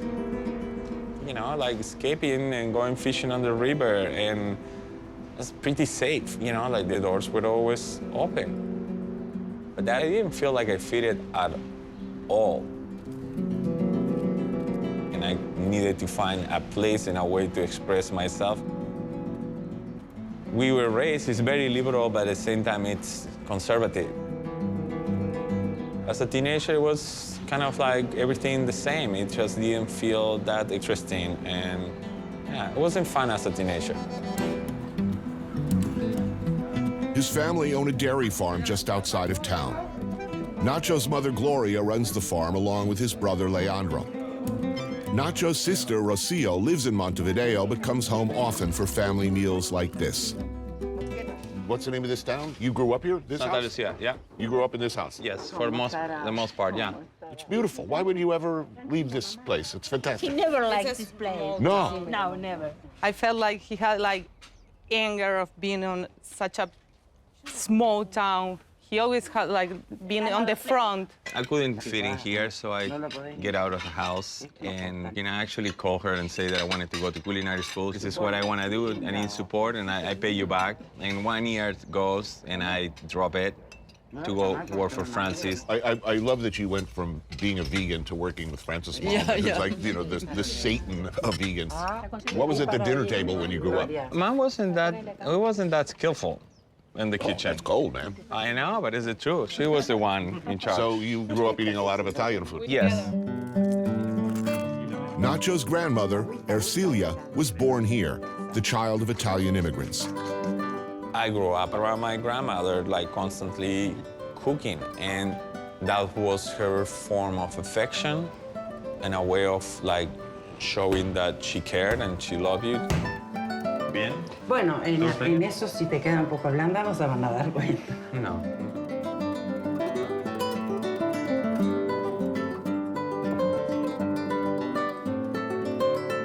Her tuco, her version of Sunday gravy, is made from pancetta, cured pork ribs, and hunks of beef simmered for hours. ¿Orégano le echás? Sí, después. ¿Desde cuándo? ¿Siempre orégano? Siempre los tucos llevan.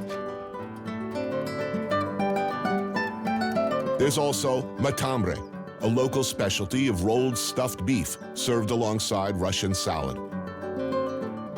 So when did you start cooking? I think it was like my mom get divorced, and I realized that she needed help, and I started cooking as a way of support. Then I decided to become vegan, and she was like, she threw the towel, and I was like, and she stopped cooking for us. Right. So I started taking the initiative and started cooking. Well, you had to because you were the only vegan in all of Uruguay.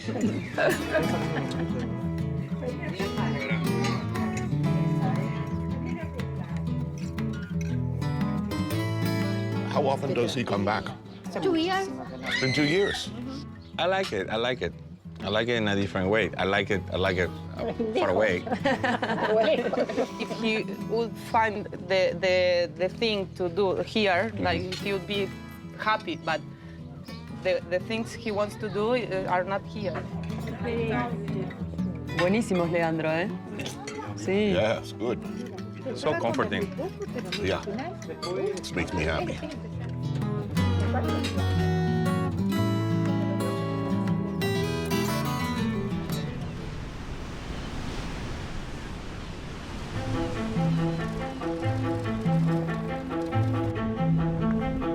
Bueno, cuando salimos en kayak depende de los días, los vientos como estén, se pesca mucho por el viento acá.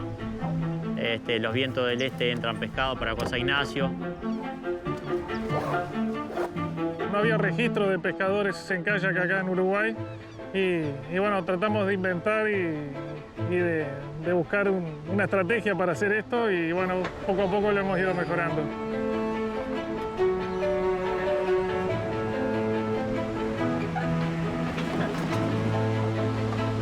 Fishing from kayaks is amazing. First of all, it's easy, really easy. You don't need any motor, nothing. You just bring the kayak to the shore and paddle in.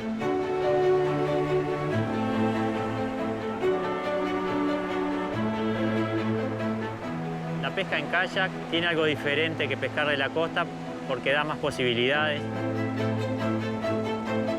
Lo que más amo del océano es el espacio. La sensación de libertad que da salir y tener todo un océano para ti. Es como tratar con algo vivo.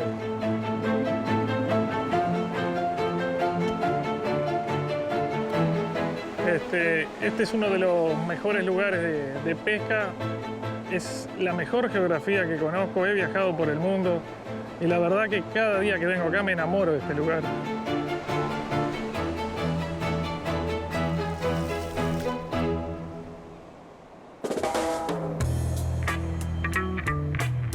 A couple of hours east of Montevideo, the coast, and the seaside towns of high-gloss, big-money Punta del Este, and the slightly more laid-back Jose Ignacio, once a sleepy fishing village and now a Hamptonian vacation hotspot for the moneyed class from all over the world.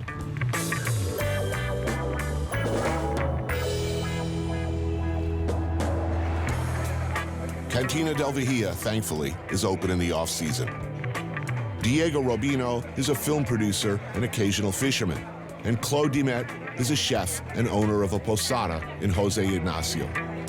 So what town is this? Where am I? This is Maldonado. Maldonado. And this is like the capital of all these fancy beach towns. But this is where the working class people live. Most people live all the year. Cantina's chef-owner is Federico De Seno. Like Nacho, another Francis Malman veteran.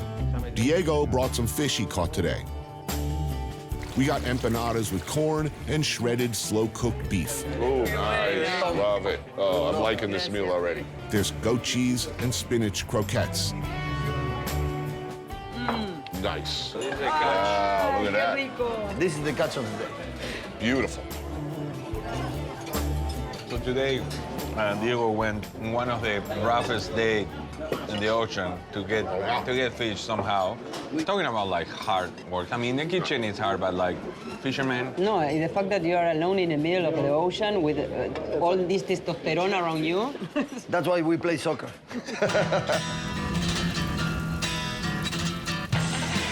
There are 2 wood-fired ovens producing this thing. Provoletta, a beautiful slab of cheese which puffs up and inflates in the heat. Wow. Whoa, this is the cheese. History, this is the cheese. Normally, if you are doing a grill with friends, this is the only thing you will get that is not meat. Whole roasted suckling wild boar.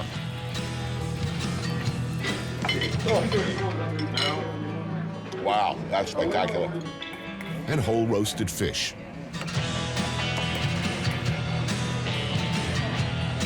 Whoa, fish. Wow. God, that's beautiful fish. And milanesa. Here in Uruguay, not veal as in Italy, but a pounded, breaded, and fried hunk of beef covered in tomato sauce, ham, and melted mozzarella cheese. Oh, more cheese, all right. This is milanesa napolitana. Right. And it's a typical dish, and the people here eat a lot of milanesa. We grew up with this. All the people. Holy moly. Yeah, you know this is good cold, too, right? First thing in the morning? Cold? It's great. So you have an instinctive sense in this country what people need.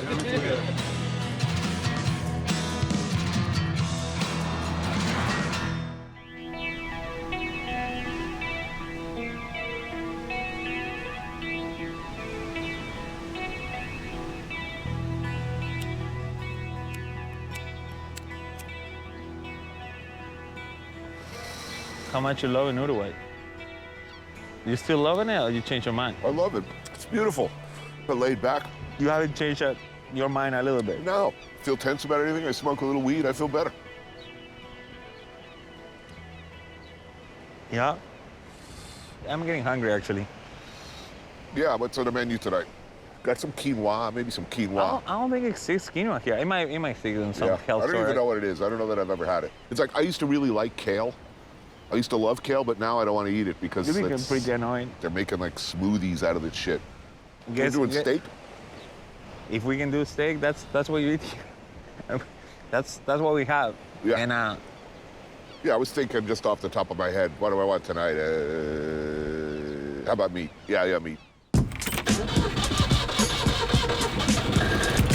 I know where to go, but actually never been. This friend told me about it, but the funny thing is drive-through. Drive-through steak. I know, like I'm as surprised as you are. Cocktails? Do we get cocktails in the drive-through? I doubt, but I'm sure we can get some beer. All right, steak it is. Let's do it.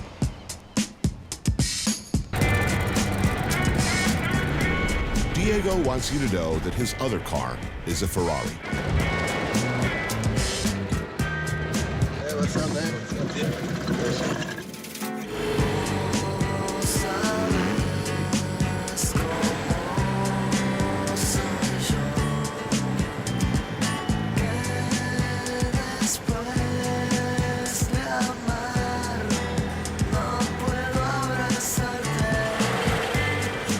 So far, it's working. I think they use this in the desert. Yeah, they're pretty common here, right? Like on the beach. Not good for winter. No.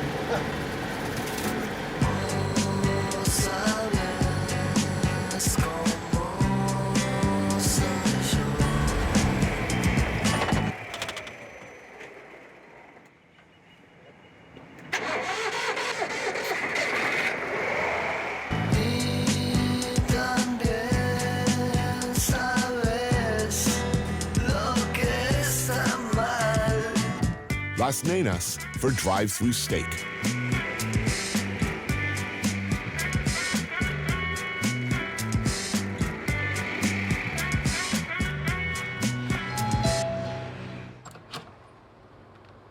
Hola, las nenas, buenas tardes. Hola, ¿qué tal? ¿Cómo estás? ¿Te puedo pedir un pedido de que sean 2 entrañas, un ojo de bife? Bárbaro. ¿A qué punto? Jugosa. Jugosa toda. Y unas papas y una morcilla. Y para ver, ¿beer o...? Cerveza. Ya, beer. Bárbaro. En la siguiente ventanilla le cobramos. Ok, gracias. Gracias a vos.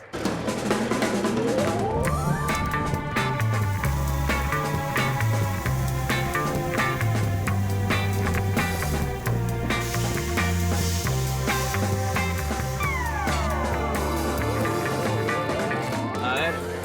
Gracias. Cool. Did we have knives and forks somewhere? Inside of each box, they're Okay. there. Give me potatoes. Yeah, I got potatoes in there. Yeah, this could be a challenge. Hey, the meat's good. Should bring your own cutlery in there next time. Yeah.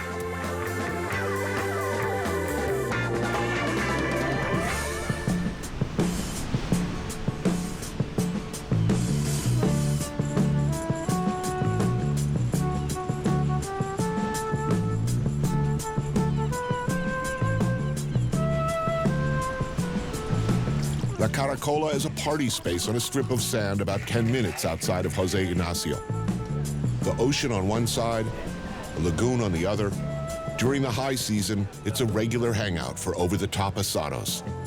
Today, Nacho is supervising a meal for a bunch of friends.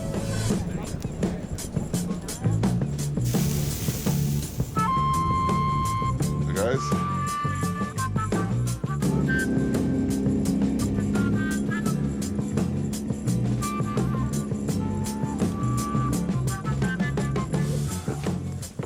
What's going on here? Oh.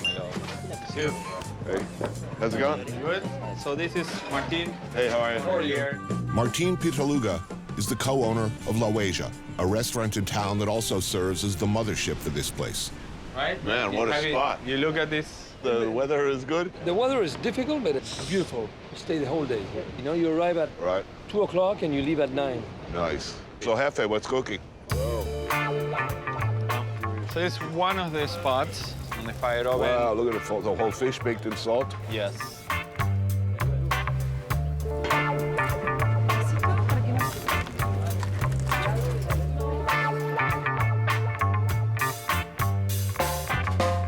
Some cold ribeyes, flats. Ribeyes, wow. Some suckling pig.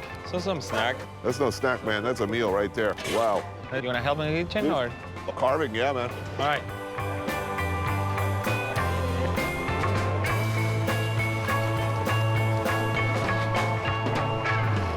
Everybody's here. Fermin, the guys from the band, Lucia, Federico, Diego, and it's time to eat. Oh, yeah. Come on. It's perfect, right? Nice. So how long has this place been here? Like about 12 years. Started as like a shack or a house or a... Well, it used to be a little house on the beach with a bar. You're not allowed to build here anymore, so we bought all this land, and that's the only thing we can do.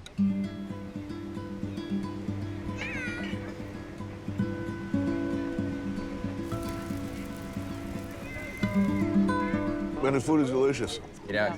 Well, look at us out here on a sandbar, middle of nowhere, eating like gods. But this is what I love about Uruguay, no? So then you suddenly take a drive, even like 1 hour and a half, And you're someplace different. in a different world. Good to see. I mean, it's really exciting here. I love it here. Every day you ask me, you sure? Hold on. Every day. Do you really love it, Tony? Every day. Do you really? He says this every day. Every day. Me parece que el Uruguay y los uruguayos todavía tenemos tamaño humano. Y estamos, me parece, que apostando a que uno se podrá desarrollar y ser mejor, pero me parece que queremos ser nosotros. Y ser nosotros es ser gente tranquila, que disfruta de un mate, de un fuego, y sobre todas las cosas de tener mucho tiempo para hablar y mucho tiempo para los amigos. Sí, eso es una característica bien de los uruguayos.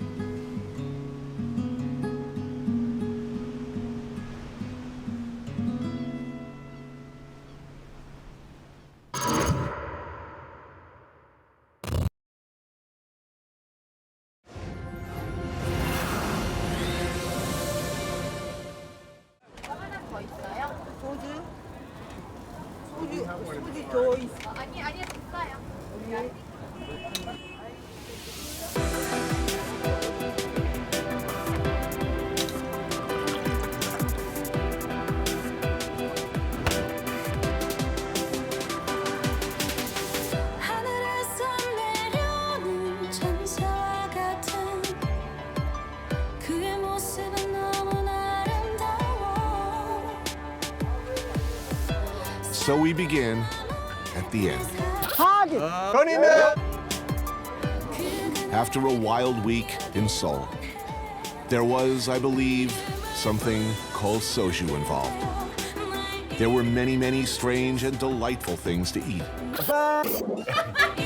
Things might have spun slightly out of control.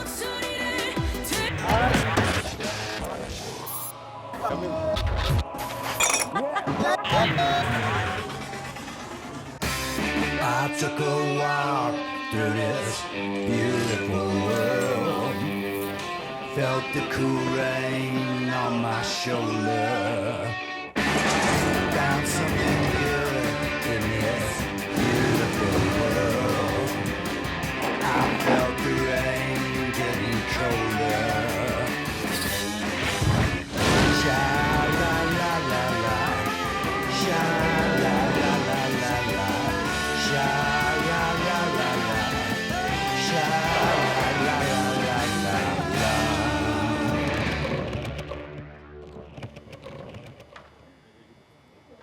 difference between Korean fried chicken and American fried chicken. Chicken tonight?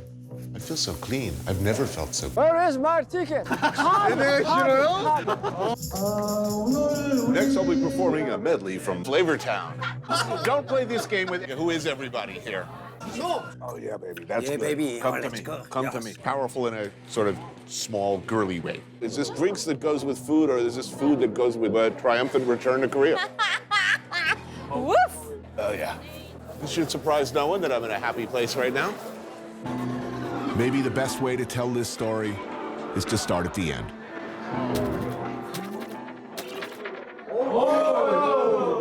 Like a dog returning to its own vomit, I keep flashing back to, was it last night? The night before. I smell fried chicken on my clothes, so perhaps... Well, hello, Nari. We meet again. Am I glowing with health and pink? Yes. Freshly scrubbed? I was just gonna say that you look like a better version of yourself.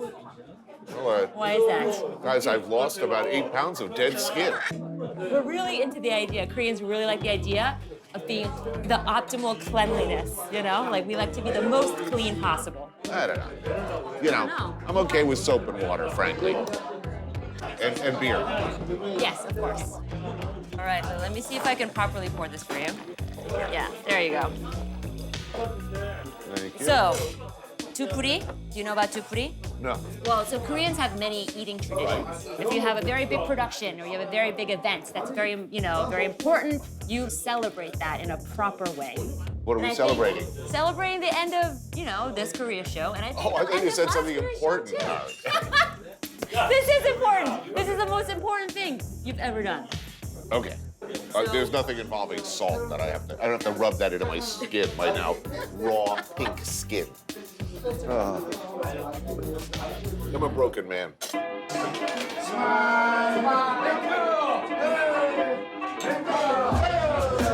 I seem beneath the shame and the headache to be missing a few layers of skin, as if I've been rubbed somehow raw. I mean, I believe in clean, really, but this is beyond clean. This is sanded, stripped, flayed. Here's to Korea. The beer is not helping. No, maybe it is. Soju, I think I've had enough. The gleeful embrace of mixing whiskey, rice wine, beer, and oysters, for instance. I mean, it seems to tempt the fates. Ooh. Ooh. Yes. Well, let me ask you one more question. What do you think about Han now after your trip? I'm brimming with Han. I could never actually have a Han because I'm not Korean, and this is a genetic, almost cellular thing. I understand, but it's something I feel that I could really relate to. I'm definitely a revenge is a dish best served cold sort of a guy, but also hot. I'll take revenge anytime I can get it. Actually, I'm gonna eat some more chicken. You ate a lot of that chicken. You didn't eat all day, did you? No, I did not love myself this morning. But you felt better after your scrub down. It was like out, evil, out. Go away, evil. Finish the evil. Yeah. I mean, that's why it's like, people do that. Like, when there's a big night out binging, drinking, and then you get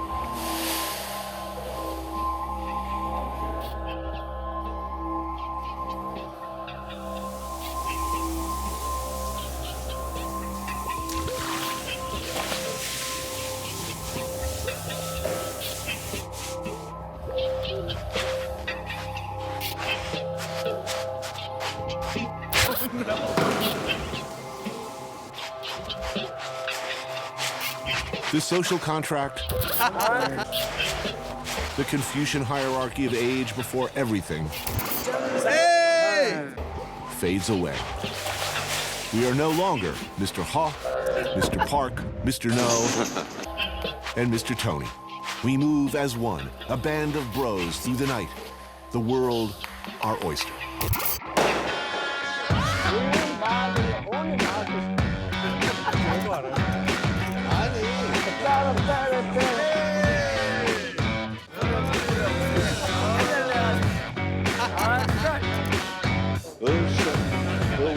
To the next whiskey bar. I feel like a boy band.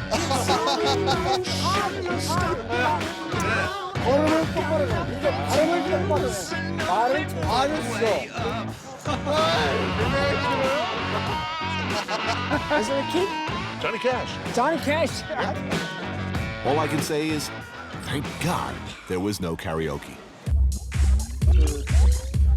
I must have blocked it out. All roads led here. I knew that. No escape, only embrace. I am now, after an evening of full-on cultural immersion, acutely aware of my role as Big Brother. My new salaryman friends looking to me to set an example. All right, guys, let's party.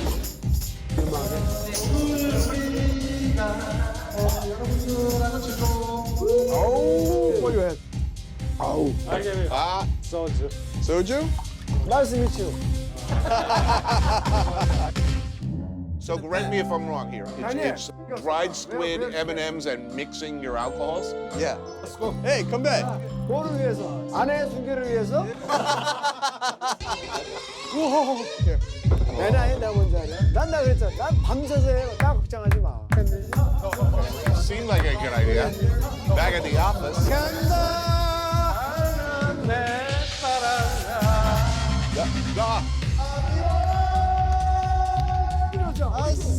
Okay. Next, I'll be performing a medley from Mamma Mia. Oh, baby, like my fire, yes. Oh, we got a low score. We only got 45. Mouse? Mouse fish. Mouse fish. What? I love him more than I can say.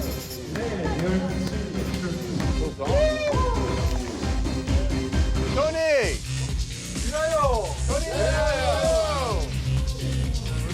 Sit down. We gotta go somewhere else. We're not finished here, Tony. Squid treats and M&Ms? Sure, makes perfect sense. In fact, there were oysters somewhere along the route, a detail that becomes increasingly worrying with our alcohol intake.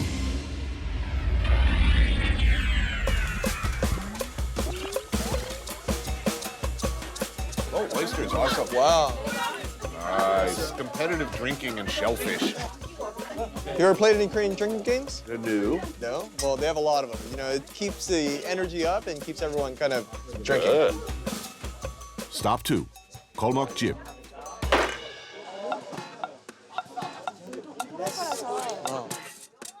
All right, we're gonna play a little game first. All right, Tony, we're gonna let you do the start the festivities.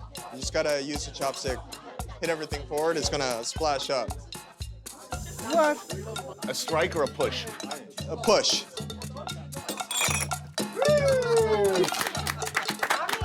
Come back. Hey. Come back. Woo! Sinister. There's a lot of games. We're not gonna go through them all because it'll take forever and we'd be really, really drunk. But this game is called the bottle cap game. And we're gonna pass this around in a circle. We're gonna flick it as hard as you can. Right. Right?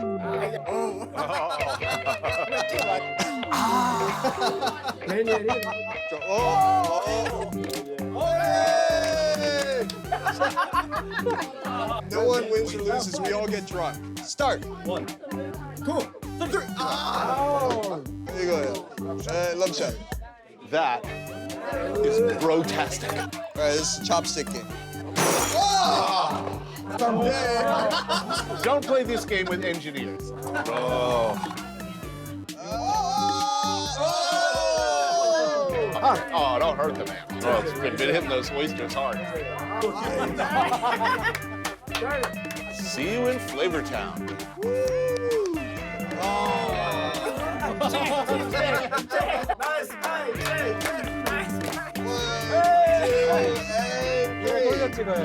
It's pretty good. Oh, that's good. 여기서 소기의 목적을 달성했는지 여기서. 그래야만 다음은 넘어갈 수 있어. 네. We gotta go somewhere else. Yeah, we're That's the going. way- Let's hit the street, guys. Well past soju bottle number 9. The idea that only an hour earlier we sat like gentlemen and had barbecue. A rapidly fading memory.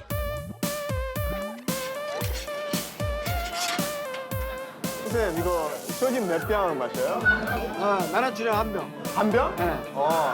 여기 2병. 2병? Tony, how many bottles can you drink? We'll see. Yes, I remember now. Somewhere near the start of the evening. The moment little brother grabbed the reins of our soon-to-be careening chariot, unfettered by earthly conventions like so-called good sense or inevitable reality of work tomorrow. All right, eat the egg before it gets cooked too much. Well, that's good. It's good? You like the marinated one, right? Yeah. This being Korea, beer is a must, as is apparently soju. I had forgotten that part. Curious, so, I mean, what seems to define Korea as I know it is it anticipates the future very, very well. This is a country that's famous for looking forward, looking into the future. Where does one go to see Korea's past? And are these guys sentimental about it at all? 지금도 이제 놀랍게 발전을 했는데 대화 시대에서는 100년, 이제 100년. 한국은 자원이 없는 나라예요. 계속 무엇인가 창조하고 개발하고 해야지만 먹고 살 수 있는 나라. 형님을 위해서. 형. Pour more out. Korean called 형. Older brother, yes. This older brother. Right, 형. yeah. Younger brother called 동생. 동생. Younger brother. Younger brother. All right, younger brother. 우리 형님을 위해요. 안녕. 여기까지 서론이잖아. 서론.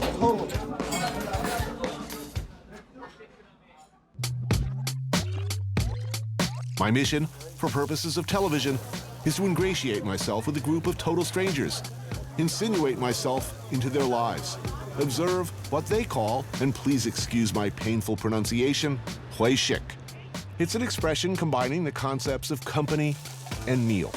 In Korean business culture, this would be a regular thing.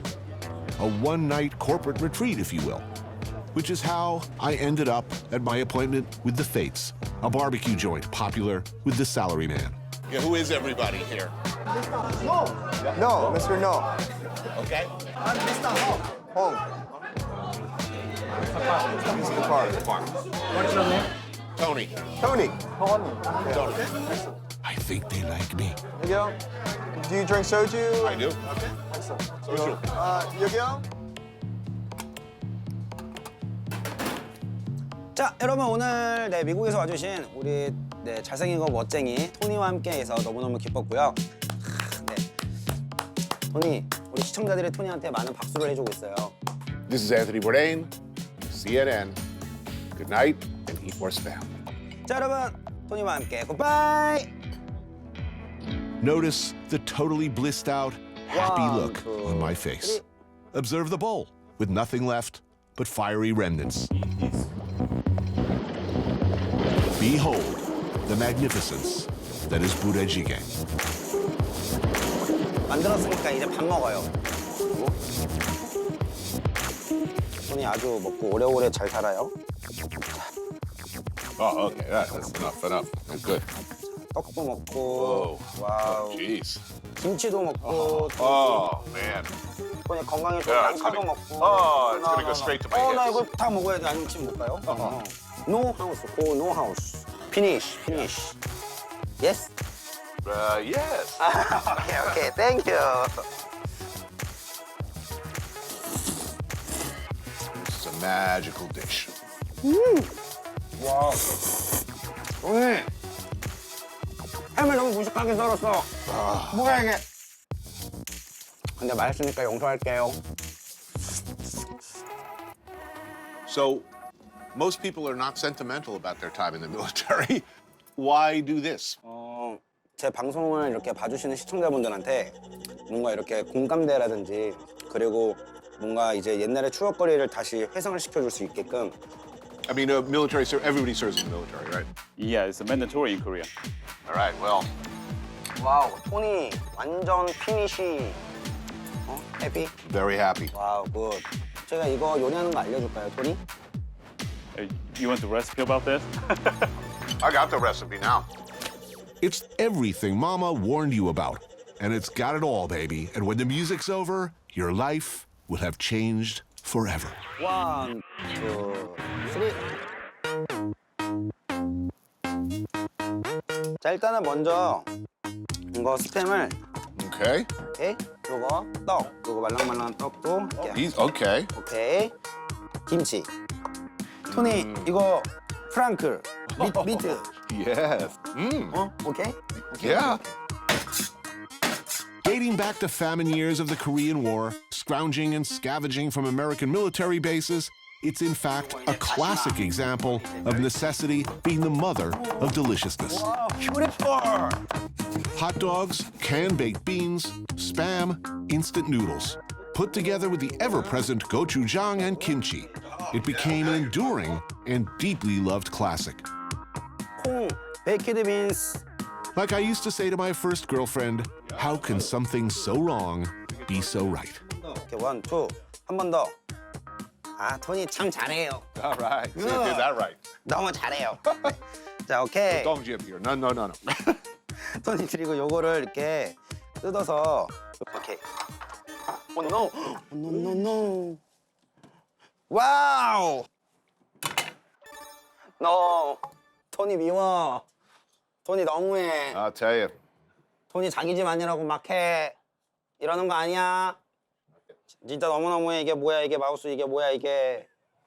진짜 너무해. Sorry about that. 와우. Yeah, sorry, man. 요거 이렇게 이만하는데 지금 이만큼 남았어요. Regrettable incident. 오케이, 요것만 넣도록 할게요. 이거를 푹 끓일 건데. Looks healthy. Look at this. I mean, look at this thing. Look at the color alone. It's just. 토니 이제 라면 Oh, 사를 in go 넣어서. the noodles. 오케이, 우리 이제 먹을 준비를 할 거예요. 토니, 라면.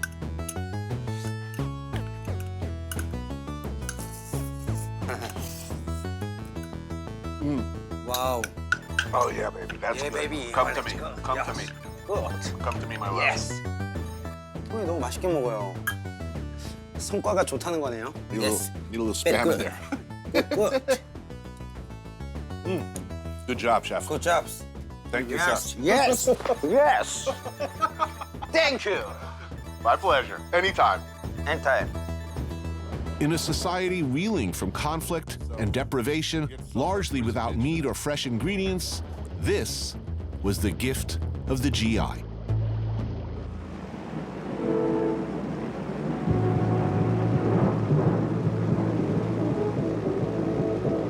The Korean War lasted from 1950 to 1953, but in many ways it never ended. The country is split in half and in a constant state of alert. 120 miles to the north, a bughouse crazy dictator with an enormous standing army, a bad haircut, and a nuclear arsenal. This we know. But the war, in dividing a country and a culture, also divided families, altered forever the Korean character. Chef Kim Bir-young's early experience working the mess hall during his mandatory military service led directly to superstardom.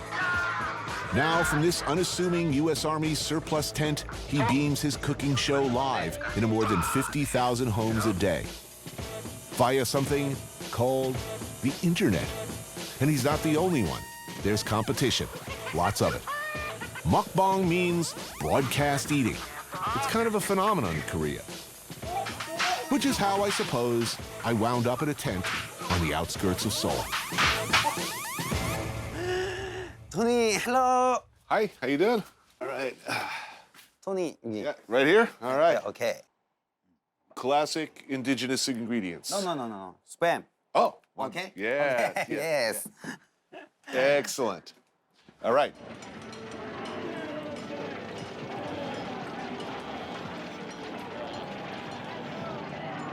다 죽여, 다 죽여. 다 죽여버려.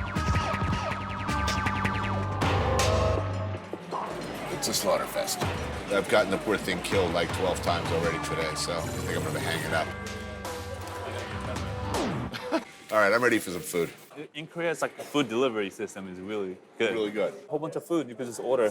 You Dr. Pepper, you Gatorade. order food while you're playing. PC Bong sounds like a male porn star. I know. But this one has a smoking lounge and a well-stocked snack bar. Energy drinks seem a popular order.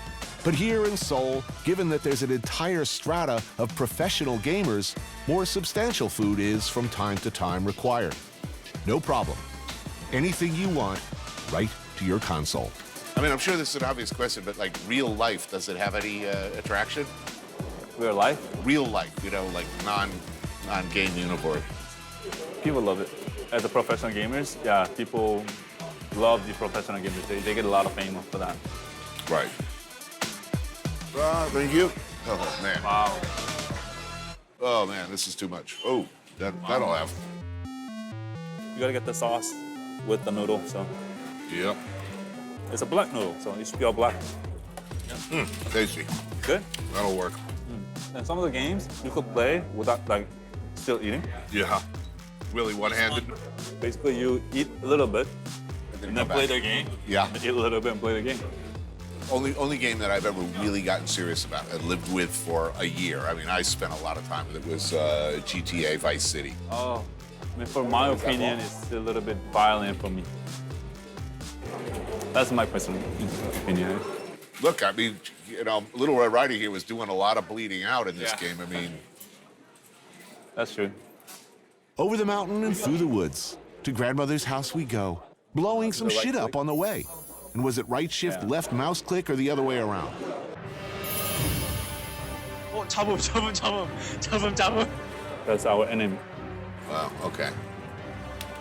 But I'm looking for the little guys with the red over them. Yeah.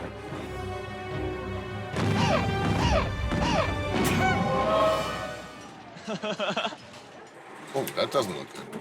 Yeah, you got killed too because of the Oh, jeez. Oh, I'm respawning. Yeah, respawning.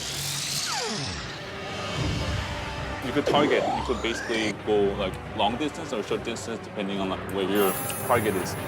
Just learn how to move here.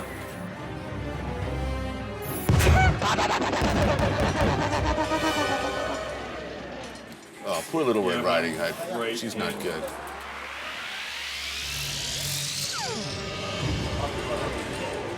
어딨어? 암살해줄게. And if I'm shooting something, it's E.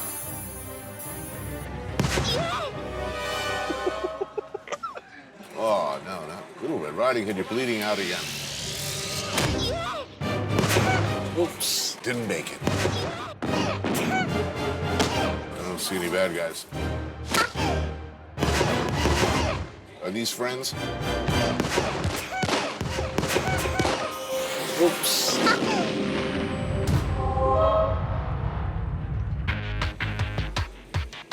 Back in the old days, before time itself, spending 17 hours a day at places like this was frowned upon by family.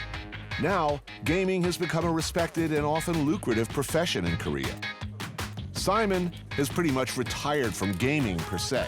Instead, he makes a living advising rising stars in the industry. You do this for a living? Yeah. How many hours a day? For the professional gamers, they spend all day playing this game. They wake up, they play a game, practice, have lunch, practice again, and then have dinner, and go to sleep. Today, the game is one of those multiplayer kill fests where mighty avatars boast a wide range of powerful abilities, raining death on each other from remote consoles across the globe, or just over there.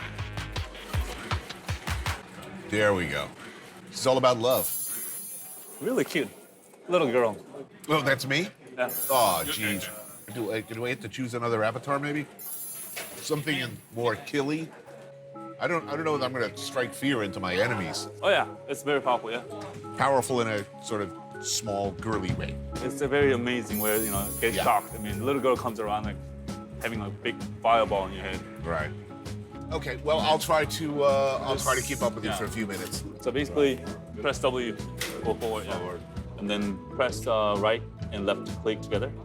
And then the right key on our mouse. Okay, forward is W. Uh-huh. And these are the skills, E, shift, and left together. Left, shift. And then left, together. Oh yeah. And then space, right click, left shift with left click together.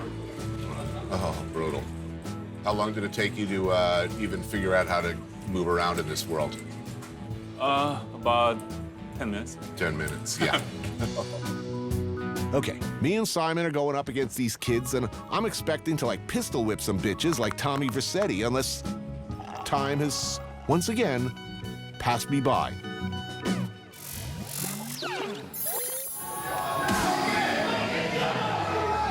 The life of a professional video gamer is a concept that's not easy for me to grasp. These young nerdlingers are famous. They have TV shows where they compete and are making actual cash money.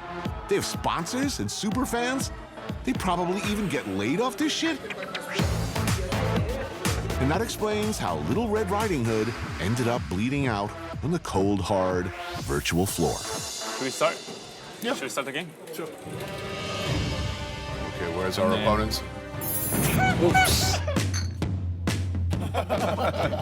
I'm gonna fire your ass. No, don't say anything about Wayne Newton. He's the man. Hip-hop, like early 90s West Coast. Well, I'm an East Coast guy. Yeah, I know. I'm not entirely convinced that Korean food's healthy. Have you always been like a food guy? I think in some ways I've appropriated the Han. He's very happy here. Last one? Yeah.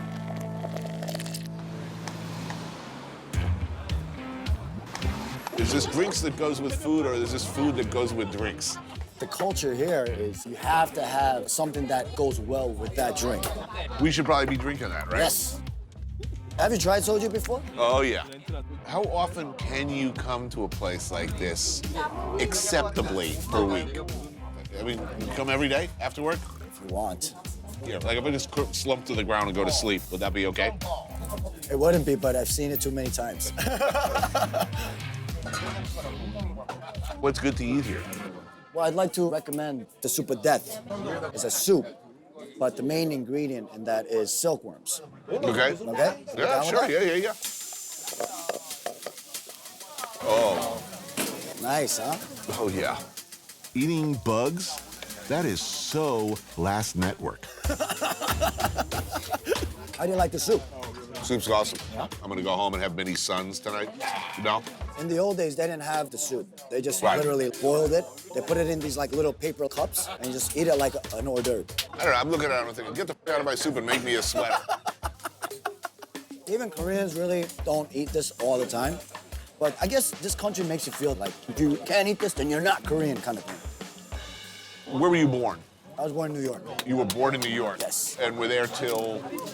Till roughly 21. I grew up on the streets, grew up in New York City. It was automatically, you're a chink. Wait a minute, chink isn't that supposed to be Chinese? I'm Korean. And that's where the whole #1 Korean comes from. Hey, I'm Korean and I'm proud to be Korean. Mark is what's called kyopo, meaning Korean who's lived abroad. As things get better and brighter over here, more and more people are, like Mark, moving back home for the ever more numerous opportunities. When I came here, it just felt right for me. I was like, I'm here. These are my peoples. Like, this is what I've been missing. But I was considered not really Korean, I guess. You know, I was considered an outsider in my own country. I had like this thing going on because I was like, okay, am I not Korean enough if I don't do this? Or if I don't drink this? Or if I don't eat this? But there's a certain sense of, well, I wanna learn this, if that makes me feel more Korean. Nice. That's pork skin. Is this so hard? Walk in and eat delicious food and get hammered in the street? Being Korean is pretty awesome. Last one? Yeah.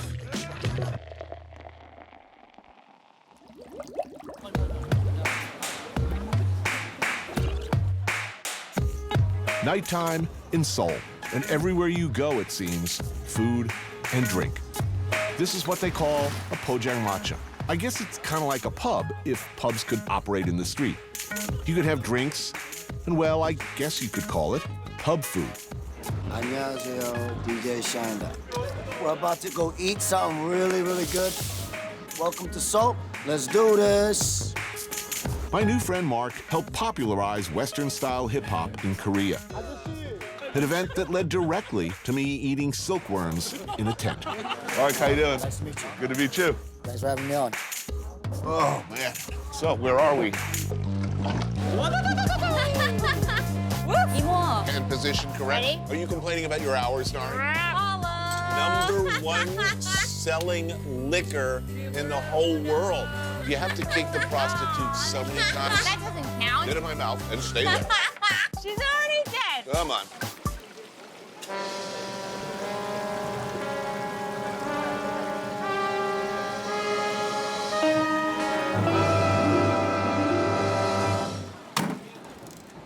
I'm getting this like weird sense of deja vu. Like, haven't we been at a fish market in Seoul at down some memory point in lane. some previous life? What should we toast to this time? To a triumphant return to Korea. Second time around for me. Konbae. There's something I'm increasingly crazy about that I've been craving since I got off the plane. Banchan, the spicy, pickly, delicious snackies that accompany your meal in Korea. I miss this. This is, for me, one of the most exciting things about Korean food, actually, is the banchan. Yeah. Doesn't that just make you want to drink more soju? Is that a hint or something? Oh, no. Oh, yeah, right. I know, the formality of it all. And appetizers? Yes, I remember these guys. Oh, our old friend. Again. This looks familiar. It's bringing back memories. Oh, here we go. Okay. So this is called meunttang, which literally translates to spicy stew. I need it to burn. And it has everything under the sun, seafood-wise. You can find crab, you can find all different kinds of fish. Fisherman stews all over the world. Exactly. This bowl, for me, that's the perfect example of Koreans in general. We love being together in a space, huddled around a bubbling pot of something. What can I tell you? Ooh, this is good. You are failing in your duties as a younger sister. I'm sorry. Konbae?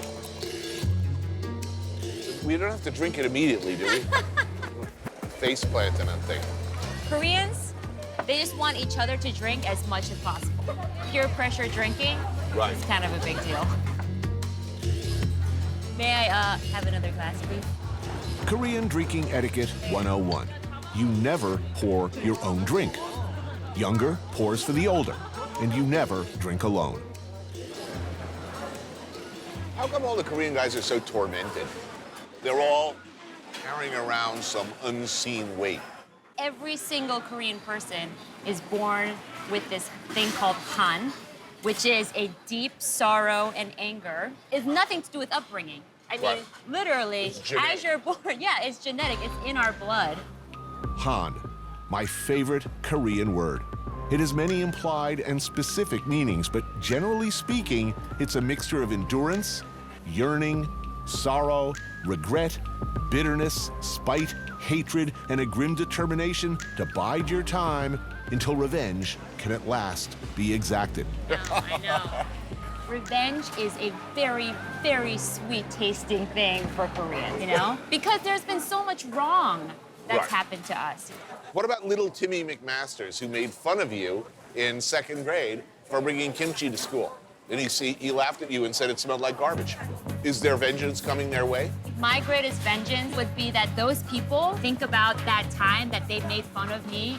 I want them to actually love Korean food now. That doesn't sound anywhere close to endless suffering. Well, that's my personal story. I was thinking more along the lines of like electric nipple clamps, and then I drive over them. And not killing them, by the way. They slowly bled to death from femoral artery wounds.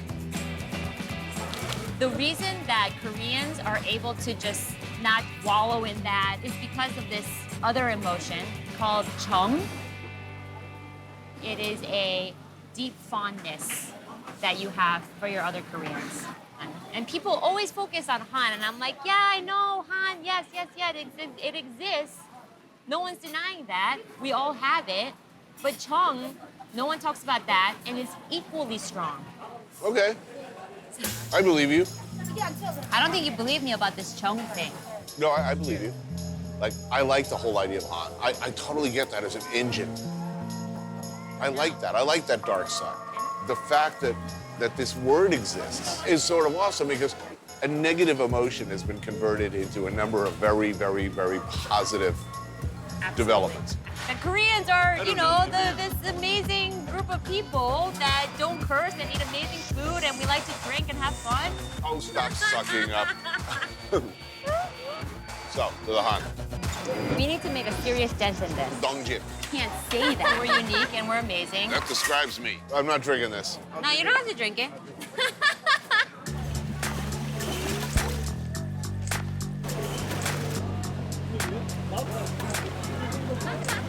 My relentlessly cheerful friend and colleague, Nari. She loves Korea and all things Korean and wants nothing more than to make everybody love it as much as she does. That's why she brought me here, to the Garak Fish Market, where you find the kind of casual joints I love. I will have, let me see, perhaps the fish. I want some banchan, I want some spicy stuff. Well, I'll start off by drinking some soju, I think. Yes. Look, I'm getting this like weird sense of deja vu. Like, haven't we been at a fish market in Seoul at some point in some previous life?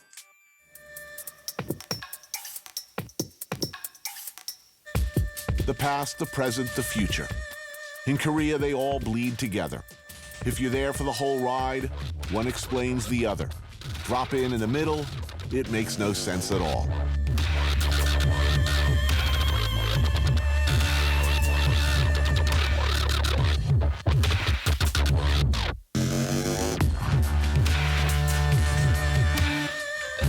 Korean culture, as far as I can tell, is defined by the drive to succeed. A churning engine fueled by decades of Han. A remarkable ability and remarkable willingness to anticipate the future. It reaches back across time, binding millennials and generations long since past. Last time I was here, I was working for some other network, the Bacon Channel or the Competitive Eating Channel. What was that old show called? It was so long ago. Back then, I was dragged around in Nari Kai's tiny but powerful wake, as I recall. That was nearly a decade ago. Things have changed since then. I've changed. I'm guessing Nari's changed. And Korea has certainly changed. The Korean War ended more than half a century ago, but in some ways, it's still going. The North and South have been on perpetual war footing ever since. It's a psychological and physical scar. Korea is literally split in half. But that's not what this show is about. There aren't many comparisons to South Korea's stratospheric rise over the last decade. One of the poorest countries as recently as the 60s, today it claims one of the world's fastest growing economies. The government has been extremely shrewd and forward-thinking about selling the world all things Korea. Underwriting, encouraging, financing, and supporting the export of intangibles. Things like music, movies, TV shows, food, the whole Korean sensibility. And the world is responding, learning to love what Koreans have always loved. The heart of Korea is Seoul, capital city, a bustling metropolis, futuristic in look and character, population 25 million. Look at that, they've got a selfie stick. Everybody's taking pictures of their food. They feel right at home.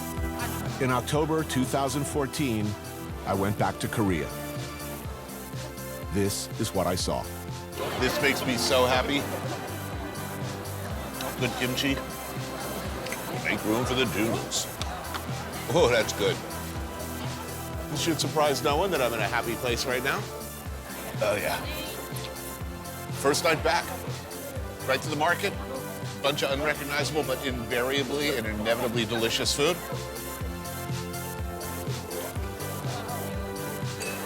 Good to be back, man.